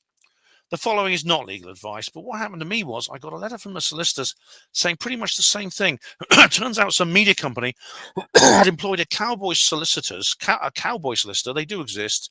I know, David, to go after people for breaking copyright laws. They got my IP address, applied to my ISP via a court order, and got my home address. After the second letter, I wrote to them stating any further communication threatening legal action would be cleared as classed as harassment, and included a citation of part of the law that showed they hadn't even proven to me it was me who broke any copyright rules. The letter stopped after that, and sometime later the solicitors went out of business. Well, good. There is some justice in the world after all, David. Karma is a bitch. I would note that if it's a civil case, I don't think you can get any kind of costs covered via legal aid, but if you were forced to that point and win, you could make them pay your legal costs. All right. Well, if it came to court, I'm not naive. I know I wouldn't win, but I'm not. You say you're not a martyr, Ben. I think that's marginalising me again. I'm not like that's not my point. I don't want to portray myself in that way. This is not an appeal for any kind of pity. But I'm just stating facts. The fact of the matter is I have been targeted, I believe, because of an ulterior motive. There is overwhelming circumstantial evidence there, David. So, you're trying to belittle me by saying I've got some kind of martyrdom complex. I don't. All right. And indeed, I'm not saying that no one else gets hit with scams like this. I just find it strange that no one I know has. So I'm certainly part of a very small group of people who have. David Smith says on the same video, Ben, just do a video on why you can't be sued and tell them you've already done a video on it. Well, they can watch this video if they like. Red Ibex, please accept my full support in fighting this case, Ben. Thanks very much, Red Ibex. Much appreciated. And Only Amiga says that ought to do it. Thanks very much, guys. Thanks very much. And now we have here Red Ibex says I'm being sued. Richard D. Hall is why this is happening, not him, but your support. It could well be, although I think in my view it's more likely to be the Penta thing, because that's kind of more unique. And what's more with the Penta thing, I've already had a weird phone call over that, which is why I'm suspicious. Jim Skin Pivot says, so already Ben's conspiracy is afloat based on no evidence whatsoever. Wrong, Jin. There's very, very strong circumstantial evidence. Classic examples of how you jokers can take nothing and turn it into complex, organized oppression, employing anonymous muscle and its overarching control of legitimate businesses. Grow up. The facts. Ben uploads an image which is copyrighted. Copyright holder finds the image and asks for a license fee. Ben goes public, admits he may well have transgressed, thereby limiting his own options and giving further control to the license holder. That's the whole story. No, I said it's a possibility, Jin, but that's not the point. The point of whether I transgressed or not is not the point. The point is that they have targeted me over if it's a transgression, it's a very petty one. And it's also a singling out. It's a selective application of the law. That's the point. And you don't say this is what you don't mention here. It's not the whole story. But everyone does it. I'm being singled out. You quote me there, and okay, well, that's what I've said. And he says, no, not really. Everyone speeds, but you aren't being singled out because you just got caught. Really? Really? Well, Jin, if you were driving through a 30-mile-an-hour zone at 31 miles an hour, and every day a traffic warden pulls you over, and you see other cars going past you all the time at 40 miles an hour, and they don't get pulled over, wouldn't you get a bit concerned? Wouldn't you ask them, look, why me? Why me all the time? You aren't a point of focus just because you decide to compare yourself to a number you don't know, but which you assume to be large, acting with impunity for some transgression. Well, I don't have to know the exact answer, Jin. All I have to know is that it's a viral image. A viral means lots of people are using it. A phone call and a story about innocently copying and scanning someone's notes could have avoided this, but the fantasist woo-woo has now gone public to show his entire hand. What? A phone call and a story about innocently copying someone else's notes. I don't know what you're talking about there. I hope it turns out okay, but it requires a little more intelligence than he's currently exhibiting. I don't know what you mean by a phone. Oh, are you talking about Richard T. Hall there? I don't know what you mean by that bit.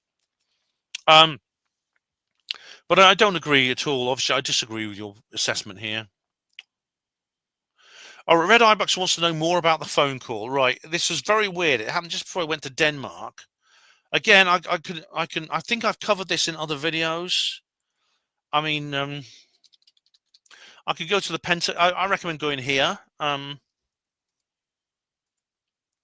can't remember which one it is, but look, I mentioned the. Where is it here? The strange phone call. It's this. There's this article here. Can you see this? You should be able to. Yeah. And there's videos I've made facing the danger. I think I mentioned it in this. I mentioned it in this video. I know it's a long video, and I can't remember exactly where, but I mentioned it in that video. And a couple of others. All right. I think I mentioned it in this interview with EA Audits. I do mention it in that as well. Okay, so there's a reference for you. I'm not going to talk about it in detail now, but you can look it up. Joshua, Trump FBI raid live stream. Joshua says, lol. All right. Oh, and here EA Audits is here. That's good. I'm being sued. Okay, so here is Over the Moon. Harsh words are to follow, but I'm not here to blow smoke up your. I'm not here to blow smoke up your bum. Oh, really? Over the Moon. I was really expecting some gentle, appreciative kind of adulation from you. Yeah. The images you used didn't belong to you, yet you used them anyway. Already covered. There are no doubt many more. Now the owners want payment. You're trying to frame it as some personal vendetta against you. Yes, I am, and indeed I've explained why. I read about you losing your job. They didn't sack you because you're a threat to anyone. They sacked you because you linked your online social activities to your employer, damaging their public image and credibility. Now okay, I've covered that, and you're completely wrong. Okay, I'm not going to spend hours just going through all these details. I've covered it before. Okay, but people can look it up. Now this delusion of grandeur has surfaced again. It's going to cost you heavily once more. Many other people who are nothing like you are getting into some trouble for something as simple as posting a photograph of a pair of earrings. Copyright infringement is a serious matter.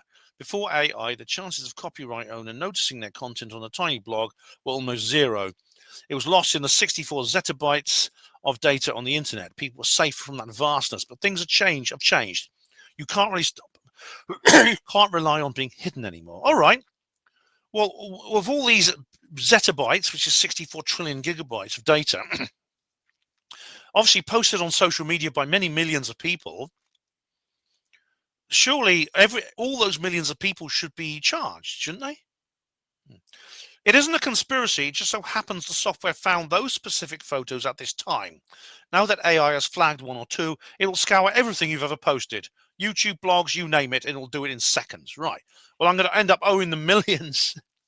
I take astrophotographs as a hobby. If others use them, I'm not usually bothered, but it'd be nice to be asked.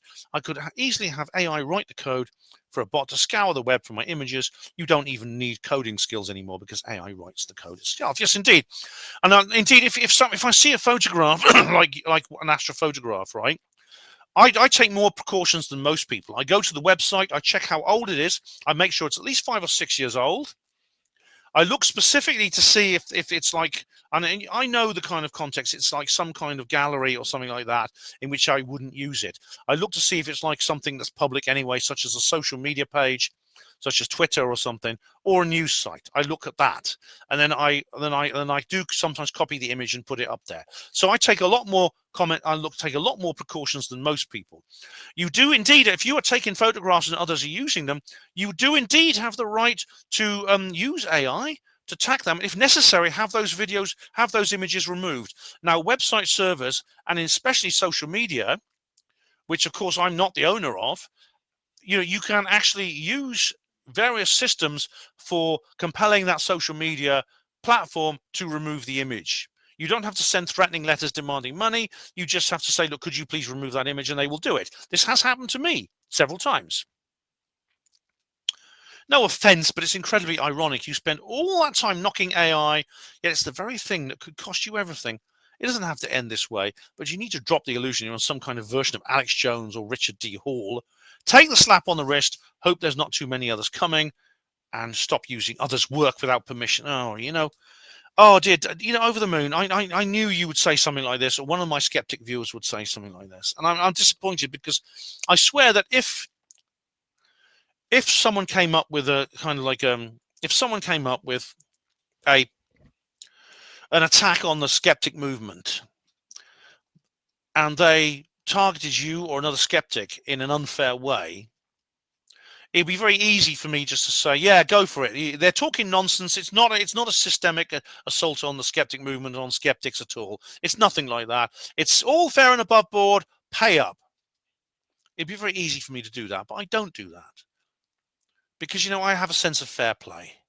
And I know you're angry with me because some of my opinions, and you're angry with me because I don't disagree with you on things like the moon landings. And I think this is the reason why you say as you do. And I've been in this situation many times where people take a position against me when they themselves have an ulterior motive, not because of and they will very eloquently repeat the lines that a prosecution would in court, almost as if they are barristers themselves. But it's not the real reason. So this kind of ulterior motive theory works on many levels, including personal levels. And I do wish you hadn't done that, because I thought better of you. I really did. EA, hello. And I mentioned EA audits. Yeah, I just posted the images as well, but I haven't got anything from PA Media. So why has Ben? Where's their evil AI tools now then? We're all posting images now. What are you going to do about it? Thanks, EA. I appreciate your support in this. I do. And you're a good guy. I've actually done an interview with you. Over the Moon says, what do you mean, what am I going to do about it? To be clear, you shared those images on another platform. You could specify which one and where.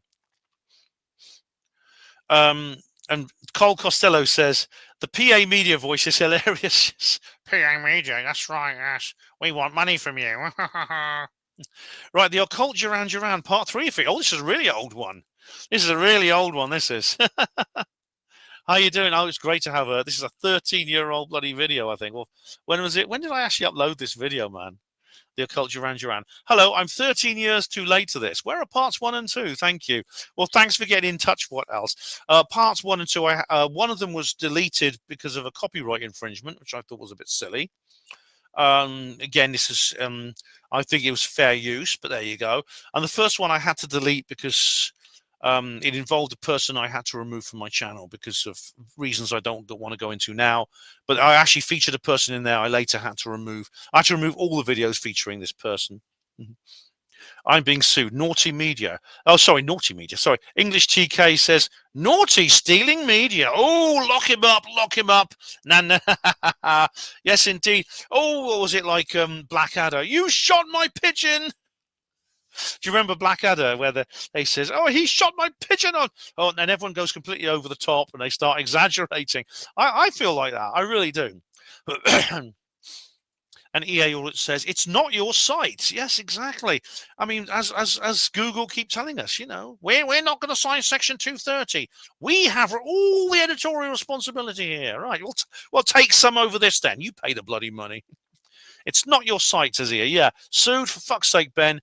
You must have got over the target somewhere for this to have happened, but do not buckle. A basic response to any civil claim will suffice, or else just ignore it completely. Do you know the channel Interstellar Discussion? You guys should stick together. That rings a bell, actually, EA. I'll look it up after, yeah. But don't worry, I'm not going to give in. Thank you very much, EA. It's great to see you here. I'm not going to let them break me down over this, honestly. I mean, I could ignore it, but to be honest, they've been so rude to me. I'm them's fighting words, as the Australians say, and now I'm up for a conflict. I really am. Steve Mumbling says here, you really don't look like you have 500 quid, Ben. Do you have a no win, no fee lawyers over there? If so, run this by them. You may be able to sue them. Well, thanks, Stephen. You know, I'm actually considering at least like a cease and desist letter, simply because of their tone, their manner, the fact they don't address me by name, the fact that they don't give me any names, the fact they write to me on public holidays when I'm supposed to be enjoying myself. So thank you very much. I will consider that. Yeah. Jack Burns says, this is madness. This is on the sued video. This is madness. If they believe they're entitled to hundreds of pounds for pictures of Nigel Farage, then surely he's entitled to a cut. You've used this picture on a free access blog with no adverts. Yes, it could be argued you promoted the picture for them free of charge. If they went to court, they should have to prove on the basis of probability that your use has meant they lost money from their usual sources. Exactly. Yeah, the fact that it's a viral image, I've actually helped make this. I've helped make this Nigel Farage picture viral, and it already was viral. But you know, it'll probably get more. It'll probably get more traffic from on its legitimate pages than it ever would now. So no, absolutely, you're right. They got it. How do I know that I owe them all this money? Yeah, absolutely. Thank you very much, Jack Burns. That's much appreciated. All right. EA Audit says, I just posted the images and 3 others have posted them as well. So if they want to sue, they better sue us, or they're discriminating against you. Ignore it, Ben. Thank you so much, EA. And you know what? This is a kind of I am Spartacus moment, and it means, God, this means a lot to me. I'll probably get emotional about this later, but thank you so much. And to everyone else who's supported me on this, a lab-based PA Media, I've hit the jackpot with this one. rolling eye emoji. Lab-based, they already have the jackpot because it's a viral image which people are using all over the place. That's how I found it. I found it on social media. They already have the jackpot because they have the potential to sue probably 2 or 3 million people with £700 each. You do the math. Right, same video. John says, I've posted the images as well, so they will need to sue me and all of us, or seem to be discriminating against you. You're not in the shit, mate. They're just talking it. Thanks very much, John. Much appreciated, mate. Lots of love to you. Alex Place says on I'm being sued. What the fuck? Okay, I posted the images in support of this BS. Come and sue me, PA. I'm terrified. Again, thank you very much. Thank you, Alex. I don't know what to say, man. I am touched. I am. And we have here Private Infensigator. Private Infensigator. That's a good name. Who says here, I posted the pictures. Thank you so much. Right, we have new interstellar object live stream. All right, so this isn't another video that's not the sued one. Private Investigator said his name is Abraham Loeb and he's working for the WEF. All right, you're talking about Avi. All right, yes, his full name Avi is short for Abraham, but he is not. I don't believe he's working for the WEF. I think I explained this in one of my videos. He has actually acted as a scientific advisor to the World Economic Forum, but that is not reason enough to think he's one of their agents, in my view. Tessa111, hi Tessa, said if they sue you, they have to use Zero Hedge, Pundit, etc., etc. Ignore and spam. Set their emails. Thanks, Tessa. I'm actually not letting these bastards bother me. I'm really not. Right, Over the Moon says here on I'm being sued. Actually, altitude sickness, specifically hypoxia, was not a major problem for the Apollo astronauts because of how NASA engineered their spacecraft atmospheres. Oh, this is interesting because this is on the I'm being sued video. I don't know why you're putting it here, but there you go. While they were technically in an altitude where there was no air, they lived in a pressurized cabin that provided a stable environment. However, they did face other physical challenges related to pressure and air composition. I don't know why you're bringing this up because I never claimed that, I don't think. Because I know the spacecraft obviously have an internal atmosphere where, you don't get, it's like a pressurized cabin on an aircraft. Yeah. I actually made this point when I was on the plane to Los Angeles on my first trip to Contact in the Desert. I was talking about Gremlins. Do you remember? And I was talking about Vincent Price and his experience being on a plane. And of course, when aircraft were invented with pressurized cabins, these problems went away. And skeptics will say, well, that's because it was hypoxic hallucinations. 1, the atmosphere solution. To prevent hypoxia, lack of oxygen, NASA used a low-pressure, pure oxygen environment in orbit. Yeah. It led, unfortunately, to the fire on Apollo 1, but yeah. Pressure. The cabin was maintained at approximately 5 psi, about 1/3 Earth's sea level pressure. Yes, I think it's at the equivalent of 12,000 feet, being 12,000 feet in altitude. I think it was. Composition. By using 100% pure oxygen at this low pressure, the partial pressure of oxygen was actually similar to what we breathe on Earth at sea level. This kept their blood oxygen levels normal without needing a heavy high-pressure cabin. 2, the real threat, decompression sickness, the bends. The real danger wasn't altitude sickness, but the bends, because astronauts transitioned from Earth's high-pressure nitrogen-oxygen air to a low-pressure oxygen cabin. Nitrogen could form bubbles in their blood. Yeah, the fact there was no nitrogen actually was the main reason that to prevent this. This is why deep sea divers will breathe. They won't breathe air. If you're going to go down like to fix oil rigs under the sea, you don't breathe air. You can't. It will kill you. You have to breathe a bit. I think it's a oxygen helium mixture. It's half helium, half oxygen, something like that. Yeah. To prevent this, astronauts performed a pre-breathe. They breathed pure oxygen for several hours before launch to flush the nitrogen out of the system. 3, space adaptation syndrome, SAS. What many people mistake for sickness in space is actually space adaptation syndrome, a form of motion sickness. The cause, in zero gravity, the inner ear gets confused because there's no up or down. The symptoms, roughly half of Apollo astronauts experienced nausea, headaches, vomiting during the first few days. This is likely what some critics might point to when they see footage of astronauts looking unwell. All right, now we're getting to the point. This is when they were sitting. Was when they were sitting at the press conference, and Patrick Moore was asking them questions, and they looked so miserable. All right. Well, I don't disagree with anything you said here. I don't know why you brought this up, thinking I thought differently, but there's other reasons for thinking. There's for problems with things like the press conferences. Over the Moon says, I'm being sued. How many times do you need to be told?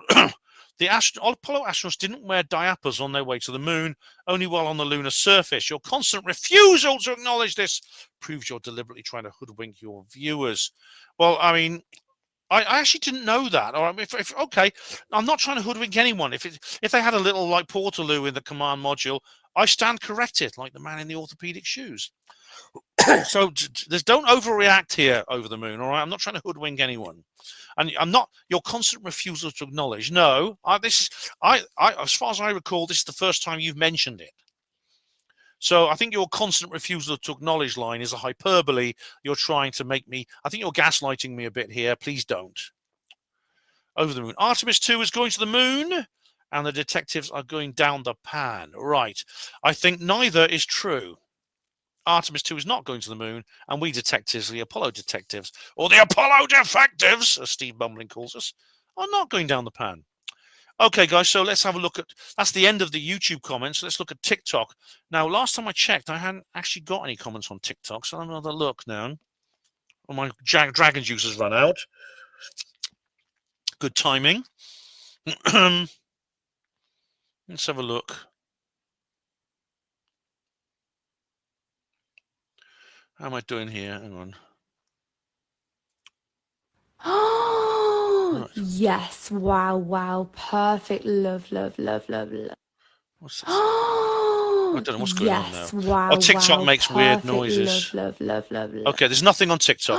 There's nothing on TikTok. Okay, so I'll just go down. I'll just go back now to YouTube and just do a double check to see if there are any I'll look at my notifications, my actual YouTube notifications, to see if there are any new comments that have been posted. Let's have a look. No, the last one was Over the Moon, so that's it. Okay, guys, so that's the end of this reply to comments video number 122. But this is not the end of. This is the end of one part of it, because if you're watching this on YouTube, it is the end. But I'm doing the Alt-Tech Annex. So if you're watching this on Alt-Tech, there will also be another video called Reply to Comments 122, and it will be Alt-Tech. This will be the Alt-Tech Annex, which will not be uploaded to YouTube because it's too inappropriate. Well, thank you everyone for your comments as always. Without those, needless to say, this video would not happen. I appreciate each and every one of them. Even the idiotic ones were fun and gave me the chance to have a laugh. So thank you very much. You guys are great, and I especially would like to say thank you to the people who supported me over this legal action that's been taken against me. That really means a hell of a lot to me. It really is. It's an I am Spartacus moment, and I'll never forget you for doing this. I really won't. You know, I'm eternally in your debt. Well, there's plenty more coming up. I've got other videos planned. A couple of trips coming up. There's the Pentuck incident 10th anniversary is coming up. I'm doing a talk away somewhere. Oh God, there's loads of other things. Oh, there's the Virginia 30th anniversary. I'm doing a live stream for that. Loads of stuff. So and I'm sure I'll think of other things as well.